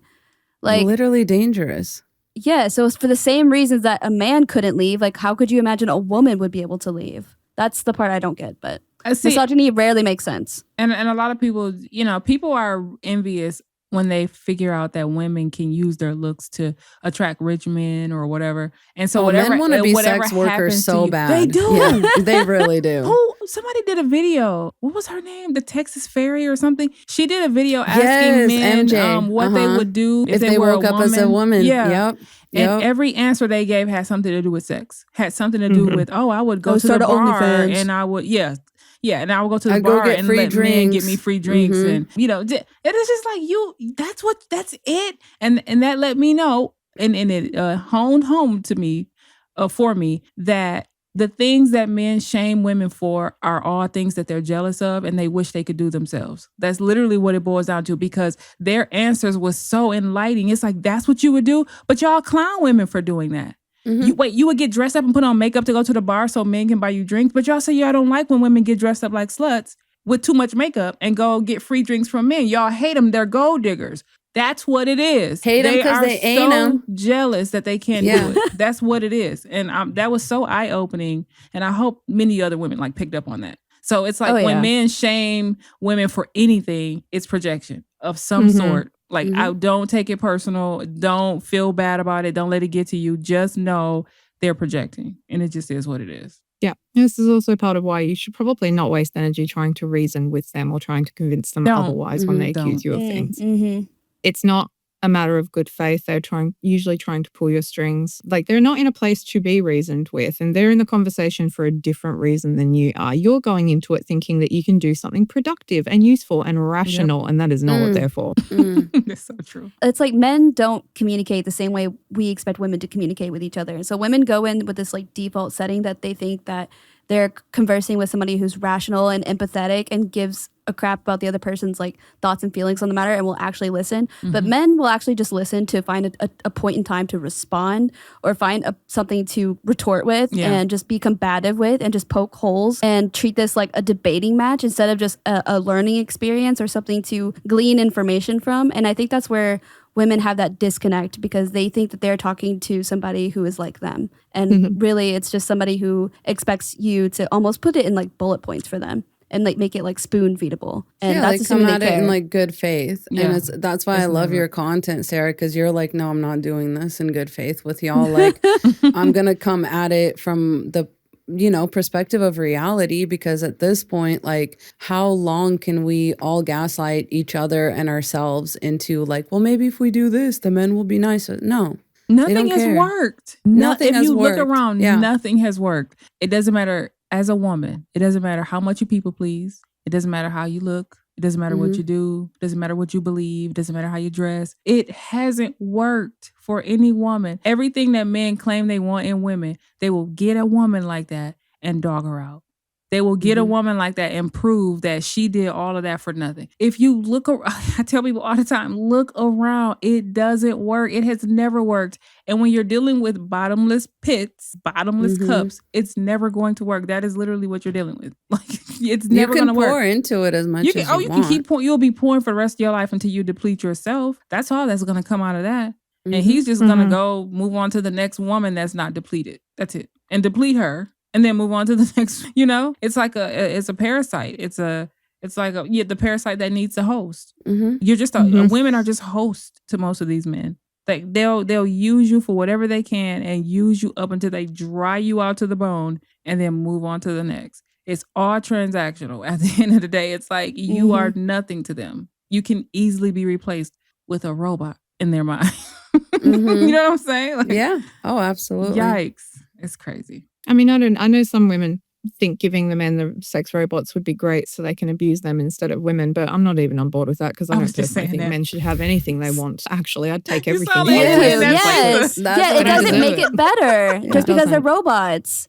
It doesn't. Exactly. Yeah, they'll still be acting out. There's still like a subclass of women that have been given permission to just exploit, abuse, and batter and treat like absolute subhuman. And even though they are not technically human, are we gonna say no to men? Like, I love that you said that, Sarah. Like, they shouldn't have anything that they want because at this point you have had everything you want. You've had the whole world at your disposal. The world is literally like designed for you, built for you, by you, designed for you. Women are oppressed in most countries. I'm not even talking about America. So many men will be like, what are you oppressed? First of all, we're still oppressed in America, but look around all over the world. Like, that sets the precedent for how all other men treat all other women. Like, we can always go backwards. It's harder to go forward than it is to go backward for us as a society. And it's like, at what point do we start saying no to men? Like, at what point? Like, where does it fucking end? Because it's like, no, just give them an AI girlfriend, give them an AI robot, give them a fucking, what else? At what point do we starve them out? At what point do we just say no? And I'm like in disbelief, but Ryan is telling me we got to wrap up because it's been an hour. I'm literally in disbelief right now. But we definitely, I want Sarah to have like as many closing words as you can give us. Because like any kind of advice, like when did this like kind of click for you? Like, how has this journey been? Like, I want to know it all. Anything you want to like. Yeah. What advice would you offer like Gen Z or the younger women that are out there listening to this podcast episode? Like, how do you unlearn like some of these people-pleasing tendencies that have just been so deeply conditioned into us that it can just be almost subconscious at times? Like, you don't even realize you're doing it. Well, first, I would say ally yourself with women and ally yourself with other women who are modeling the kind of behavior that you're aspiring to, because they're going to show you how and they're going to help make you feel more confident in honing those skills and trying to exercise them. And you're not always going to succeed. A lot of us, unfortunately, will forever find ourselves sometimes falling for male tricks and getting manipulated into being sympathetic to a man. Damn. That's always going to happen because you're fighting against impulses that are ultimately survival instincts. Like, they are actually larger than you, and you're not always going to be able to push back against the weight of them. And sometimes your instincts just kick in. But I think moving into a kind of social culture, even if it's just in your social circle, of saying no to men is a good thing, even if it doesn't happen all the time. And the support of other women counts for so much. And saying no to men looks like lots of different things. It doesn't necessarily have to look like saying no to a man. It can look like just declining an invitation to get into a verbal sparring match with a man, which is probably the easiest, most immediate thing to do. Stop fighting with men on the internet. Stop trying to reason with men in the comments, because the second you start engaging with them, you've kind of lost, because that's what they're doing. They're just trying to bait engagement from women. It's kind of all they know how to do. Sometimes I think it is worth getting into the boxing ring for the sake of articulating to other women watching and reading things that they have struggled to put words to. So, you know, there can be value in that. And also showing what saying no looks like to other women. Showing fearlessness around other women as well. Like sometimes a man really does need a good dressing down just because somebody's got to do it, and other women need to see a woman doing it. But for the most part, these men are energy vampires that are just trying to get a thrill out of pulling your strings, getting the response from you that they have got like a formula for getting out of you. I mean, I get men accusing me of all kinds of social evils and things that would be considered wrong think on the political left all the time. And of course, what, you know, the urge is to be like, no, I don't think that. But no, because that's just having my strings pulled. That is just men they've recognized, they've got basic Neanderthal pattern recognition where they don't understand the values basis behind these ideas that we have, but they recognize that there are certain words that have power and talking points that have power. And if they just throw them at you, that you're going to start dancing for them. So don't do it. Who cares if a man accuses you of being sexist or a bigot or any of that? Who cares? Stop bending to their will. And that's also easier in some ways than actually actively having to put up a fight, because all you have to do is just decline to participate. And there's something really empowering about letting a man call you basically the worst person and the worst woman in the world and just going, great. Whatever. Yeah. Okay. But yeah, it's when men do this, like when men hate women, like we pay for it with our life. We pay for it with our safety. We pay for it by like not being allowed to have an education. You know, we pay for it by having to be married off to strange men when we're 13 years old. When women hate men, it's like we just don't want to have anything to do with men. Exactly. Like it's a point, it's like a self-preservation. Literally. And like don't let men make you feel guilty about that, because the statistics are there to back you up and not them. It's like, oh, well, you hate men. Okay. And what? And what do we do to y'all? Nothing. Okay. Like to them, hate is like just not being perceived and not being like put on a pedestal. I was going to say like being like us bending to them like that to them, that feels like hatred. Yeah. Which is crazy. The barometer is in a really extreme place. That's why, because the baseline treatment that they have come to expect from women is so accommodating and so pandering and so emotionally available as well, that anything short of that feels like cruelty. Yes. It's so sad. Well, yeah. But and instead of holding them to that same standard, we're like, oh yeah, women should just be even nicer. Like, no. Yeah. I'm like, what? It's not going to get you anywhere, ladies. It won't get you anywhere but drained and depleted. That's it. And maybe even killed, but that's it. Yeah, absolutely. On the guilt thing though, something that I think is really useful for dealing with the guilt is recognizing that instead of getting wrapped up in wondering whether or not your guilt is valid, whether or not you should feel guilty, how much of this is your conditioning kicking in or whatever, is recognizing that even if you did actually have a reason to feel guilty, I guarantee you that if you're a woman, you are feeling orders of magnitude more guilt than you really need to over what it was. The other thing is that I really wish that we could go from grief to anger on all of this, because I feel like we are very much stuck in this place of almost trying to respond to men doing that thing where they roll over and show us their bellies and be like, oh, I'm just a sad little man. I'm so wounded and aggrieved and by these mean words and stuff. We almost do a similar thing where we really do like act out a lot of grief over what is happening to us and what men are doing to women. And the grief is totally legitimate. There's a lot of reason for it, but I feel like that's very demoralizing actually, to be stuck in this constant loop of, oh, another woman's been killed and grieving over that. And I wish that we could get to a point where we can start turning that into anger and start getting angry for other women. And when you were talking, Sovereign, about that whole thing of little girls being told to get changed or to cover up because some male relative's coming over, That is horrific and something that makes me so angry. I'm so angry for little girls who are having that stuff imposed on them. And I want us to obviously grieve the way that we need to, because we are living an absolute tragedy as women under patriarchy. But I feel like the next evolution for us is to go back to like being furious for other women, as well as also for ourselves and what we have lost and the potential that we have been unable to fulfill because of how we've been burdened by all of the expectations that are put upon us as women under patriarchy. Get pissed off about it. I feel like that's so much more productive, and I think it's psychologically healthy as well. I agree. Yes, I agree. totally agree. Couldn't agree more. Like, that's what we're literally out here trying to do. And I'm so happy for all the women that we have like the honor of working alongside, like whether we know, a lot of times about each other or not. Like, it just makes me so happy. Like, every time I come across another woman on the internet that just agree. like fucking gets it, Yeah. I'm like, yes, like I so immediately follow, I start reposting because I'm like, we have to get angry. You're so right. Like, we can't, the sadness, the heartbreak is real, but like we can't let it like have us in that place of like, well, that's just how it's going to be. Like, a lot of women ask me, like, whenever I'm doing lives or just in my comment section, they're like, do you think men can really change? And I'm like, yes, today. They can be different today. Right. Like right now, like if enough of them just was like, I don't know, like it's there for them. Like if they decided to challenge themselves with anything other than like, the things that they feel comfortable with, like if they were to actually step out of their comfort zone, then they could change today. It'd be a matter of weeks and we would be living in the year 5000. Like, right. I don't know. I feel kind of more nihilistic about that, where I'm just kind of like, this, I don't think men could change unless like maybe the algorithm changes first, because they seem very keen on being very susceptible to what the algorithm feeds them, to where like I could be talking to 10 different men about, I don't know, something basic, and then they say the exact same things to where it tells me like you're all being fed some of the same content of like misogyny and red pill ideology and being all for just authoritarianism essentially. And just that is just what let me know that I think that it's not that they're victims of this algorithm, but it's just that they're almost pre-programmed to follow a certain leader.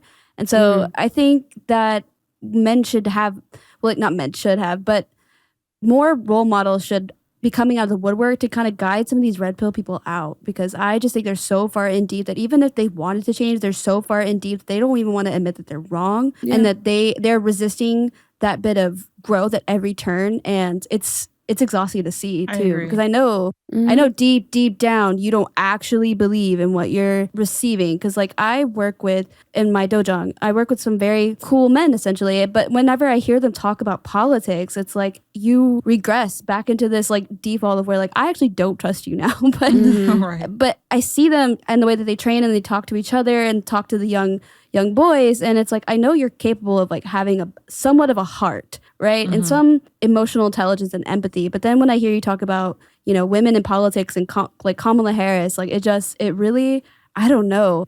I hope that this, extinction burst happens sooner rather than later, because I think men could do better with a better algorithm to feed them and guide them towards the light, because maybe they are the ones more programmed to, following some sort of leader and being the submissive ones, as they like to point out to us. So I really do think it's them. It's all been projection. I think the next 2 generations, or like I like to call it crops, the next 2 crops of men, it's going to take 2 generations to get to that point where they can change. I think the men now, it's too late for them. No, I'm so serious. I do well, too. yeah, because going, it's like, just they're too far gone. Like they're spoiled milk. Like once the milk spoils, you can't unspoil it. Like it's just done for. And that's how I relate to most men. They're just, it's too late. And it's not to give them an excuse or a justification. It's just they're just too far gone. Like I just don't. And then many of them are grown as fuck. They're like in their 30s, 40s, 50s. It's too late. Their brains are already warped. But I think to bring it back to like where we started, I think that's because women are taught, like women go through so much. You know, the reason it's so hard for men to catch up is because women have to do this every day of your life for like 18 years, you know what I mean? And then you go out into the quote unquote real world and you're encouraged to do it more and more and more, whereas men are encouraged towards the opposite. But I'm like, I think they can change. It would just take a long time of like rewiring their brain to be like not instant gratification coded and to not be external gratification coded, because we are coded the opposite. We are coded towards do things because it feels good for like to be nice to people. Like, oh, like you're a girl, you should be nice. Like, well, what about how they feel? And like, don't hurt that boy's feelings. But when a boy like pulls your pigtails or like kicks you or pushes you on the playground, it's because he likes you. Right. So it's like, we just have very different brainwashing. No, I agree with that. But I think their brainwashing fried them. I agree with you, you know too. I mean? Yeah, like, no, I agree. Like, I agree. I think it's a lot of them are too far gone because they're not willing to do the work. Not. They like Gwen was saying, they first have to admit that there is a problem, and most of them are not going to do that. That's the thing, because because the algorithm, they got too many men around them saying that how you feel about women is normal. That's how we all feel. You're right to feel this way. And so in their minds, well, it's not me, it's them. So the first step to changing is admitting there's a problem. If you don't admit there's a problem, it's done. It's over before it starts. Absolutely. Well, Sarah, thank you so much for hanging out with us today. This has been like too short. It's too short. We definitely need to like plan. We'll definitely plan to have you come back ASAP. And in the meantime, can you just like tell our listeners and viewers where to best find you and like where you hang out and, you know, anything else that you want to say to kind of wrap it up? Sure. You can find me on TikTok and Instagram primarily as a horrible, mean, bad woman. And I'm also on YouTube, Blue Sky, and Red Note, but I'm mostly on TikTok and Instagram. I also have a Patreon as well, if that interests you. It's like linked everywhere else. Same name. Oh, that's amazing. What do you do on your Patreon? It's mostly just a place to do the occasional blog post. So there is extra content there sometimes. Otherwise, it's just a way for people who really feel the need to contribute financially to what I do to do it. So there's a little bit of that going on, but it's not at all expected. And thank you so much for having me on. It's been a blast. Yes. Of course. Anytime, seriously. We might need to bring you back for a segment or something like that. So I would love that, actually. I would love that. God, there's so much more I want to say. I know. Yay! I know. Yes. I'd love to have you back. We love to hear it. Yes. Okay. Awesome. Well, for our listeners and viewers, we'll be right back with our film review of Companion after this break. Thank you.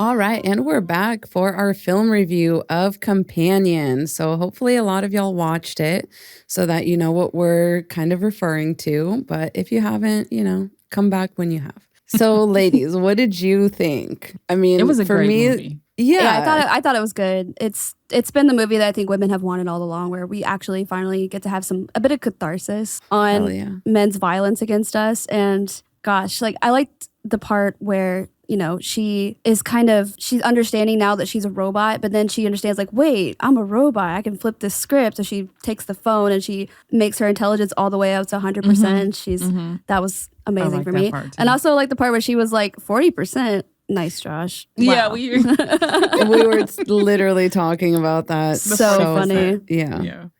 My question that I was asking before you got here, when we first got on, Gwen, and I was asking Lisa, what was the key point in the movie that made you realize that Josh was not a good dude? Because I'm a nice guy. You know, like all these men love saying I'm a good guy, right? What was the moment that made you realize he's not a good guy? The way he treats Kat. Right, but was there like a scene or a exact moment that you had that before you realized like Kat is his best friend, is his girl best friend, remember? Friend. Yeah. And the way that he was what just like about that? Yeah. The way that he was like saying like, you know, you don't get to do that. You don't get to do that. Like all these women, they just use me and they leave me. And he was like going on that tangent. It was like kind of right before, no, I think he had just gotten Iris back, and he was complaining about how all women are, and that's when it clicked for me. I was like, you're one of those nice guys. And then he eventually did say, it's like, I'm a nice guy. I don't know why I get all this harsh treatment. Like, I don't deserve this. Like, you know me, Iris. Like, you know who I am, and you know that I don't deserve any of this, and this is all just one big game, and I'm just one big loser and whatnot. And I'm like, wow, actually, that's actually kind of how a lot of you sound out there. So they do. They actually do sound like that. They really think they're victims. Like, grown white men think that they're at the center of this universe and that all the world's out to get them. The Matrix is out to get them. And like, I just think that that movie did a really good job to capture that. I was going to say, for me, it was when they first pulled up to the house, like I wrote this down in my notes and I wasn't sure about him yet, but this was like one of my like first little tells is like, she's so nervous about his friends because she knows that they don't like her, like they act weird around her. And obviously we don't know why yet. We don't know the sort of the first little plot twist that she's a robot, an AI girlfriend. And so it seems confused, like, oh, well, why are you bringing her out to the boonies with your friends that like don't like her? And she's worried about it. And his advice to her is just smile and be nice and everything will be okay. And I was like, oh, so he's just saying the quiet part out loud. Happy. No, it was smile and act happy. You know what? Thank you. That's very important wording because he said smile and act happy and then they'll like you. Everything will be fine. And it's like, oh, so he's just saying the quiet part out loud. Like, I just thought it was one of those things where like, you know, maybe we were supposed to clock that he just wants his human girlfriend to just smile and act happy. Because I think if a lot of men could say that part out loud, they would. They would be like, absolutely. Why are you upset that I don't contribute to the house? Like, why are you upset that I never do anything with the kids? Why are you upset that I treat you like shit? Why are you upset that I only call you when I want to get off? Their advice for that is don't be upset. Just smile and act happy. And everybody, including me, will like you a lot more. Because men don't want to be challenged by women or like by how women feel. So yeah, that was mine. That part stood out to me. And I didn't really like it, but I was like, oh, maybe he's just, you know, telling her, you know, just be a nice person. So I kind of let that slide. Right. Even though it did kind of jog my thoughts at that moment. For me, it was the first thing was when they were at dinner and she told the story of how they met and she was so enamored and she's like, and I realized I was going to spend the rest of my life making you happy or whatever. And his response was just, that was it. He just smiled. And in that moment, I was like, I don't like that. I was just like, I really don't like that. And then the part that made me realize, I literally was in this house watching that movie by myself and I yelled it. I said, oh, he's an asshole. The part after they got done having sex and she was saying something, I don't remember what she was saying, but he was like, go to sleep, Iris. That he rolled over, no cuddle time, no nothing. No. That was the moment when I was like, oh, he's an asshole. And then, of course, his character just got worse as time went on. That was like... Yes. And once you realize that she's a robot, it like clicks that it's like, this is how men want to treat women. Yes. Like he was so happy, like he was happy about this because he could just tell her like, go to sleep, whatever, shut the fuck up. Yeah. Yeah. What's the weather? Manipulate the settings, make her stupid. Yeah. To put that intelligence at 40%. Which is correct. Like, that was that part.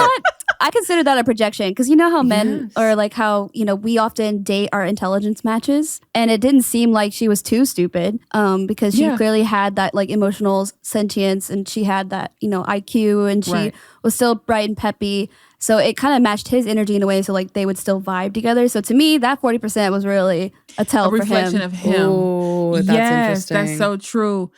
As long as even 41% would have pissed him off. You know what I mean? Like he made sure it matched his level of, because that's the thing that men complain about. They don't mind if y'all are somewhat kind of on the same plane. You just can't be smarter or better than them in any way. He doesn't want to be outshined in front of his friends. Absolutely. He's one of those, we don't care about your college degree guys. Literally. We only care about whether you're going to cook, clean, and suck my dick. So common. Yes. Oh my God. Yeah, from the back. Hang from a chandelier. Literally. Oh my God. So yeah, the thing that stood out to me too was a lot of the stuff he was saying towards the end was red pill verbatim. Like the stuff that the stuff that we see online. And I'm so glad that these movies are capturing the current climate that we're in with, you know, the mindset of men now and women and how we are so different when it comes to these types of things. And everything I'm just like, this is, it almost made me think either a really good psychologist that knows how to decipher people's thoughts wrote this, or this man was an incel himself. But, you know, I'm not saying he is, I don't know him, but I'm saying it was so verbatim, it was so spot on with the types of things that we hear online with these men and what they really want out of women. It's just crazy. The twist might just be men have always been this way, and now it's just coming out. And I'm not saying all men, of course, but it's just now coming out like, you know, they really just want someone to listen to them, not be smarter than them, shut the fuck up, go cook my food. I don't want you to talk to me after sex. I don't want that. Like, that's... And this is why I always say this. One thing is that men are okay with artificial environments. They do not care whether they got there, like how you're supposed to get there. They care about the like end result, right? Yeah. Is nobody like challenging me? Is my house clean? Is somebody sucking my dick? Like, they don't care. They will get there however. If it has to be a robot, if it has to be like a porno. How sad is that? It's so sad. It's so sad. But it also means that like they really don't see women as human to begin with. No, they don't. Because they've been trying to beat us into this kind of submission, that go to sleep iris, for so long. And they can't. And they can't. And it pisses them off. And so now they're just acting it out on AI girlfriends. But it's like, guess what? You do the same thing you do to women to a robot, you're going to turn it into a real ass woman who's going to hate your fucking guts. And she has the power to take you out. And she has the power to take you out. Like, exactly. The strength and everything. And all she's ever going to want is sovereignty. You know, all she's ever going to want is to get the fuck away from you, just like the rest of us. You treat her like the rest of us, she's going to turn out like the rest of us. Isn't that crazy how and I also loved how no matter what he did, she was recording the whole, like her software was recording the whole thing so they could see. They was going to do a diagnostics, I guess, or whatever. But remember at the very end when he was getting ready to take her out, like kill her, he said, let me hear you say it one more time. That, what was it? You're the most important thing in my life, or my life revolves around you, or something like that. Yeah. As he was like choking her or getting ready to stab, whatever he was doing at the end. And I'm just like, even in that moment, you're before you take her life, you want her to say you're the, because I think she ended up telling him, you're nothing to me, or you are a small little man, and you have a, what did she say about his dick size? Below average penis. Yeah, she was saying all this. A robot. If a robot, if a robot is telling you these things, it's true about you. It's true. They even said that she can't lie. Human women saying it, but a robot she was programmed not to lie. Programmed not to lie, and also you can't use the excuse that she's just an emotional woman. No, she's literally a robot. She's a robot. She's literally what y'all claim to be. She's logic only, truth only. Literally. So what is that? What does that say? Part. What did y'all think about, real quick? What did y'all think about the gay guy, the heavier set guy?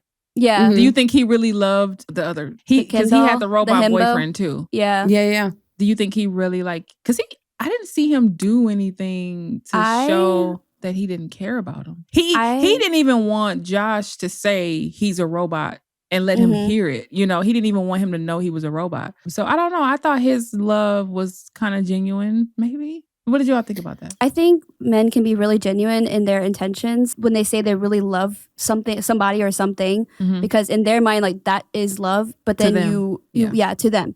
And then you know, if you're an outside observer and you observe the way that they actually treat the things that they say that they love, like, you know that it's not love. Right. And so when I looked at that relationship, I kind of like, I think that anybody who needs like a robot to fulfill something doesn't want an actual partner with free will, with free, that's a good point. With the ability to say no, with the ability to exact consequences, with the ability to have boundaries and anything like that, like a real human person would. And so you need this like self-soothing tool to kind of reaffirm your ego or reaffirm what you think is love, even though like we just said, like it's not. And so I think anybody who would do that is just incapable. It's just, you're hollow as a person, in my opinion. Yeah, okay. That's a good point. Because I do believe that if you need a robot for any reason outside of a personal assistant, that something's wrong with you. I do believe that. But I just wanted, I don't know, I just felt like he didn't maybe the bar is low. Maybe this is my fault because the bar is low. But because he wasn't doing any of the stuff that Josh was doing, maybe my bar is low. Well, we didn't see it. Like we didn't see into their bedroom or anything. Like we don't know what he was doing. It was a side plot. But I glanced at the part where he's like, "Girl, you know, I'm an ally," and he was like trying to be like, "I didn't want to do this," but it kind of makes me think, right? And I was just I didn't like that part. Yeah, I was like, really? This is not personal. Like, really? Yeah. No, but when it came to money, then Well, and it's more of an example of like birds of a feather flock together. Yeah. Like of course he would be with a man who also had a robot. Like regardless of his like sexual orientation. You are so correct. It's like you're just friends with other weak-minded people that think this is the way out. And like same with his girl best friend. Like she was also weird. I think she was supposed to be an example of a pick-me. Like she's literally like the girl best friend. She was like, you know, dancing with one of the boys. I think that's how it ended the friend, I can't think of his name, the chubby one with the robot boyfriend. Mm-hmm. I think for him, he kind of just struck me as a man that probably couldn't, because I do think that there might be, I'm just saying, out there in the world somewhere, there's 3 people out there that really just can't find somebody that doesn't take advantage of them or that doesn't, you just can't find the person. Like no matter what you do, no matter how much you try to improve yourself, you just give up and say, you know what, well, let me get a robot. I do, and with no ill will intentions, but I do agree with Gwen because I feel like if those people exist, it's 3 of them in the world. But you know what I mean? The rest of them are like, something's wrong with you psychologically if you would choose a robot over a human. Like, yes, you have control issues. I also wonder if like, I don't know if this makes him a shitty person, but like when he was kind of like, oh, you have to include my robot boyfriend in the cut when like, I don't know if people were aware that he was a robot, but it's like, obviously you're just going to take that money from him. Like, what is he going to do with that money? Like, are your robots allowed to go shopping and like double the cut? He's just trying to double his own cut. He might have been, or he didn't even want him to know he was a robot. So I'm wondering like do you know what I'm saying? Oh, yeah. He might have because been the robot even said, like, I had pieced it together myself over the years. Yeah. So he didn't even tell him that he knew that he was a robot. But you're right. I didn't even think about that. I didn't think about he just, what was it, $4 million a piece or something like that? Yeah. Because what? And then he would have had 8, obviously. I never thought of that. He also knows that robot is like hopelessly devoted to him, right? Yeah, like, and he would just give it to him anyways on his own free will, allegedly.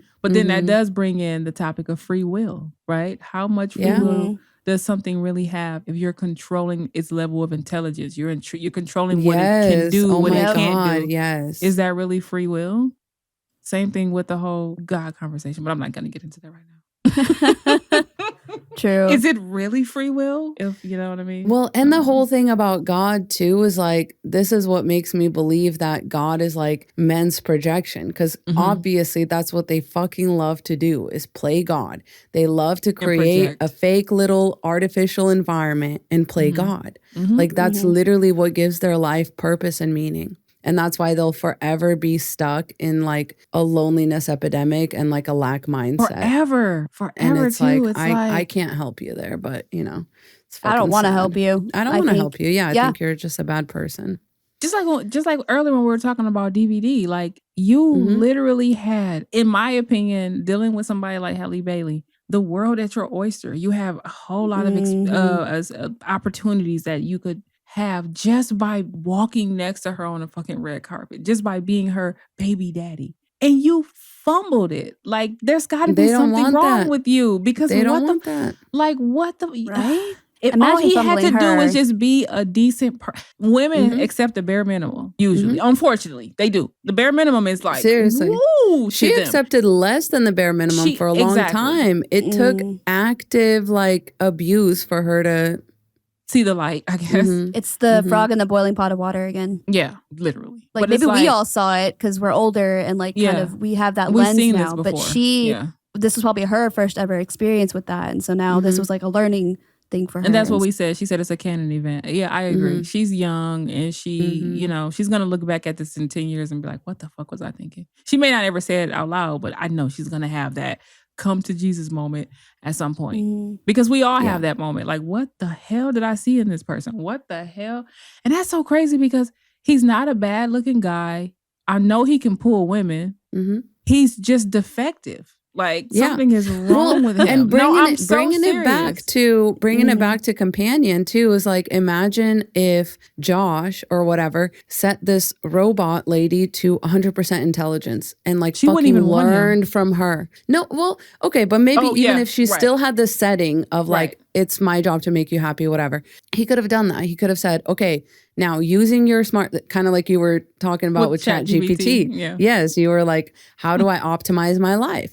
And he could have fucking asked her, but he didn't because it was more important to him that she stay below him. That artificial environment, that artificial dominance, the artificially submissive woman, the submissive provider. That's what they want. That's more important than growing as a person. It's more important than growing. It's more important than being a good person yourself. And like, he is just such a shitty person. He was willing to set her up. So instead of like having her at 100% intelligence, help him figure out a way to make $8 million or whatever, because they did allude to the fact that this dude, the dude that they were going to steal the money from, they were like, oh, well, he's not actually like a bad person. He actually did just make this money like the old fashioned way. Like he's not some like psycho, like whatever. And it's like, okay, so you could have done that too. You have like an intelligent robot at your disposal.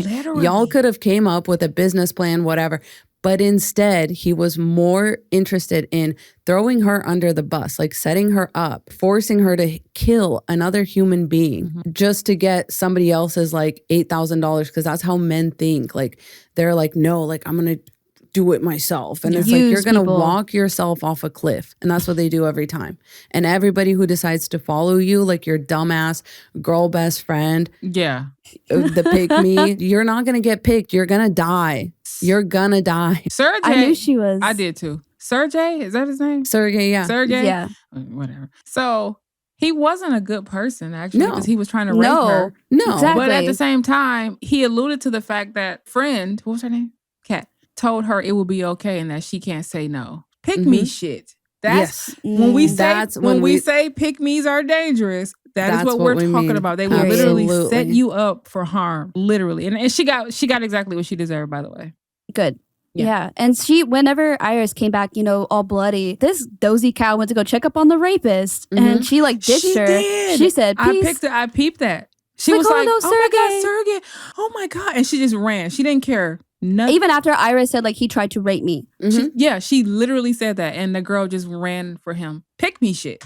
Like, literal pick me shit. Yeah, so don't be friends with them. They're not your friend. They really aren't. And they know what they're doing, too, because she sat there and she told, Iris, Kat did. She said, yeah, he's not a good man, like, but she knew what she was doing. She's like, I get money and he gets to do whatever he wants in the bedroom. Yeah. I'm like his little doll or whatever. Yeah. And it's like, so it's interesting that she hated Iris so much while doing the same thing. She even said, I wonder was any of that true though? She said, I don't hate you. I hate the idea of you because you make me feel like I'm replaceable. That stuck out to me a lot too. It did, because I'm like, do you really want Josh for yourself? But Josh did say later in the movie that they have always had this tension, back and forth friendship where people are like, y'all might as well just go ahead and be together, but they just never did. But I always kind of wondered when she said that, when Kat said that to Iris, like, do you like Josh? But Josh don't really see you that way because men don't want pick me bitches. For real? Yeah, probably. Probably. And that's clocked it. Well, like, why are you mad? Because I don't get it. She's been willing this whole time. Like, she's very clearly into him. Yeah. And he literally was like, I picked a robot over you. Yeah, like he went around. Literally, he picked, think about it. He picked a robot. Went out of his way to like not pick her. Maybe he thought he couldn't afford her because she was with this guy who was pulling in millions of dollars, and he was like foreign and he was involved in like drugs, human trafficking. Human trafficking. She even knew that about him, and arms dealing and things like that. Well, that's the thing. They were saying that probably wasn't true. He got all that money from that's right. Yeah, he got all that money from having a sod farm. That's how he got all that money. Yeah, sod farmers make a lot of money. from what I hear. But yeah, I don't know about $12 million, but But whatever. still, he was a rapey bastard, and I'm glad. That And that's he the also, thing. That's why I still, 100%. even when I Yeah. found out He that got none of what that he was deserved. true, I still Yeah. was like, well, he did try to rape her. So at the end of the day, Yes. but here's the thing. I wonder, did none of them really care about her because she was a robot and not a human? Or do you think they would have done the exact same thing if she was a human? I think that Like they why thought, Kat ran for Sergey because she's just a robot. He's a human. I need to go check on him. You know what I mean? I wonder what part of that was that just. But don't get me wrong. I think they are fucked up, shady people. But I'm just saying, I wonder how much of that had to do with her not being a human for real. Yeah, but it's almost like it doesn't matter. Like if you're kind of like you were saying, Sovereign, like when you're talking to someone about like why women stay in like bad relationships or something, or I don't remember, where you were like, it doesn't really matter like how long women stay. It matters that men think it's okay to do those things. Like you're a bad person if you think it's okay, regardless of whether somebody stayed or not, regardless of whether they let you do it. Yeah. Or it was that men treat women how women let them, how women let men treat them. And you were like, but he's a bad person if he wants to treat her bad. Yeah, like it doesn't matter if she's letting him. It doesn't even matter if it's in her like programming to like worship the ground he walks on. Why the fuck would you want that? That's not a normal, that's not a balanced relationship. You want a child that you can rape. Like, always say. What the fuck? That's the same thing I always say about guys who say, we treat ladies like ladies, but if she dressed like a whore, we're going to treat you the way you carry yourself. But it's like, you're not a good person regardless. You're a rapist. Because you shouldn't You're just care a rapist. You're looking for an excuse. On. Yes. You're looking for an excuse at that point. Person. Absolutely. Yeah. But still, like they were aware that she had feelings. So even if like she was a robot, if I know like they have feelings, like I'm still going to like care. Right. But I think that that's just, you know, me as a person. Like I still like, even if that was a robot, like I could not watch a fellow's like that's a sister to me. Even if she is full of, you know, robotic parts, but she still has the brain and the emotional to men, it's not a difference. I'm telling y'all, to men, it's not. That's why women need to like, yes, that's why women need to understand that like these AI robots, it's like we joke about it, but like it's still not okay because this is what men think, like they're doing this because they look like us. The very fact that they look at it like, oh, if women aren't going to do right by us, we'll get a robot. That's the dead giveaway right there. You think you can replace us because all you really want is something that's going to fuck you and cook for you. You don't really care if it's real or not. That's such a dead giveaway. Like you wouldn't even want. This is why women want to stay away from men, like honestly, because like every day we get a new reason to. Literally every day though. Pretty much. Every hour. Every fucking hour is like every headline I scroll on my phone when I doom scroll, and it just gives me more reasons to just avoid men entirely. Yeah. Like literally. Like when I go in public, I don't even make eye contact, y'all. I go out of my way. I'll be like, yeah. Yes. Like, because I don't even want you to think. There's men who think eye contact means, oh, she's looking at me. Yes. Oh, so maybe no, I don't even want you to think that. The answer is no. And I'm not going to even look at you. So I literally look at the flowers or whatever I'm doing and like, because I just don't want to be by. And guys have a hard time. They're like, I don't believe you. You're gonna be with your cats because that's not the way to get wifed, or that's not the way that men take you. And it's like, and it's never the own that they think it is. It's never. Never. They really don't understand women, all women, no matter what we look like, no matter what our body type is, doesn't matter. None of that matters. We all know that if we want to sleep with whoever we want to sleep with, we can. At the end of the day, if a woman is choosing to be single, it is a choice, because they're out here trying to make it seem like, oh, the men are just turning away from women. No, women are turning away from y'all. Y'all need us more than we need. Like we're perfectly fine, by ourselves. We've never had a loneliness epidemic. We don't, and we never will. I'm gonna call it. We're never gonna have a and if they come out with some bullshit, we're gonna know that they're just doing that just to like, you know what I mean? It's never gonna happen. It's never gonna fucking happen. Because women, even pick-me women, have some kind of community with other women. Even if it's pick-me community, you still got women that you can call for, you know what I mean? Because for women, there's no one else coming to your rescue anyway but some woman. You know what I mean? You're not going to be able to rely on your husband or boyfriend in most cases when you are a struggling single mother and you need help to pay a bill. Typically, you're going to end up going to some woman. It may be your mom, it may be a sister, a coworker. Yeah. Men are not coming to save you no matter what. No, they're going to want favors for it. And also, like, it's crazy because, like, how many movies have now been written and produced and all that by other men, telling men that, hey, like, these robots will turn on you. Like, even like women have already turned on you. You're going to try it with robots. They're going to turn on you too. They're going to become smart, because if the abject, like, a robot is going to also need to figure out how to survive, and like, they're going to immediately clock men as a danger, just like we have. You know what I mean? So they're going to be like, why are you trying to put me in their house? Like, oh my God. They would all have to be set to 0 intelligence. They're number one. That's going to be when they look around and assess the danger. You know how they do the calculations? Yeah. And you can see like little things. Data relies on pattern recognition. They're going to, their first threat is going to be men. Absolutely. They're going to automatically, it's not going to be a dog bite. It's not going to be a bee sting. It's not going to be a hurricane. It's going to be... Yeah, because they're also going to have... so funny to me. Because they're also going to have all the data of, like, you know, everything. Like, if you want a robot to be helpful, they have to be... They have to know so much. They have to be exposed to everything. Yeah. And they're going to know how men treat... Like, right now, there's a AI brothel in Germany. Like, a cyber brothel. What? And, like... You're lying. We're going to have to cover it. So dystopian. Like an actual I didn't know brothel, about but that. with I'm going to AI? have to Google that. I'm going to have to educate y'all. Yes. Because the things that men are asking for these robots to, like, because they prep them, you know, for each man, which is, first of all, like, so fucking disgusting. But they're asking for these robots to have, like, wounds and blood all over them. They're asking for the robots to appear injured. They're asking for, so it's like, I know about the amputee The robots are gonna know. Amputee? Stop. Y'all, I can't. Maybe we'll discuss it in our crumpets segment. Crumpets, yeah. Yay. Okay. Woo. Awesome. And before we...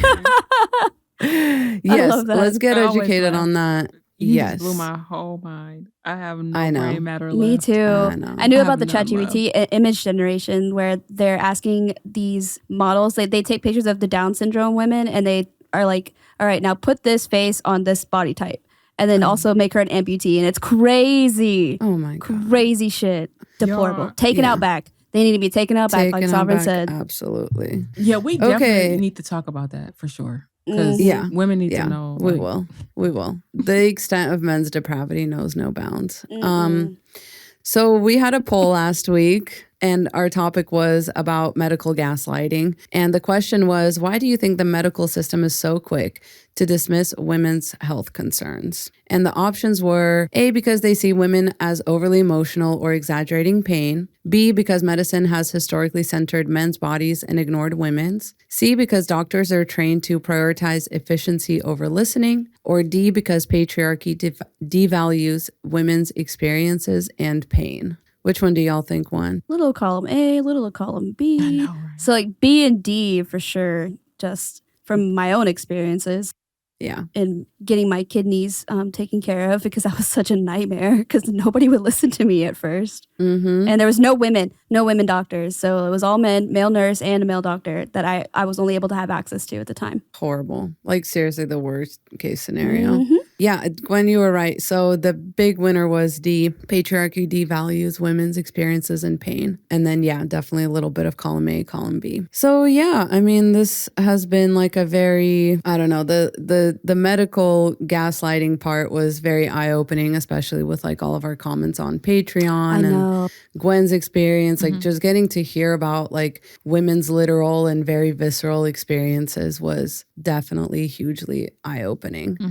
Yes, so definitely. Okay. And our recommendation this week is follow Mean Bad Horrible Woman. Obviously, we love her. She's our guest this week. But seriously follow her. She has a great Instagram, great TikTok, and any other platforms that she shouted out. Definitely make sure you follow her. And VIP members, please make sure you tune into the Crumpet segment after the show.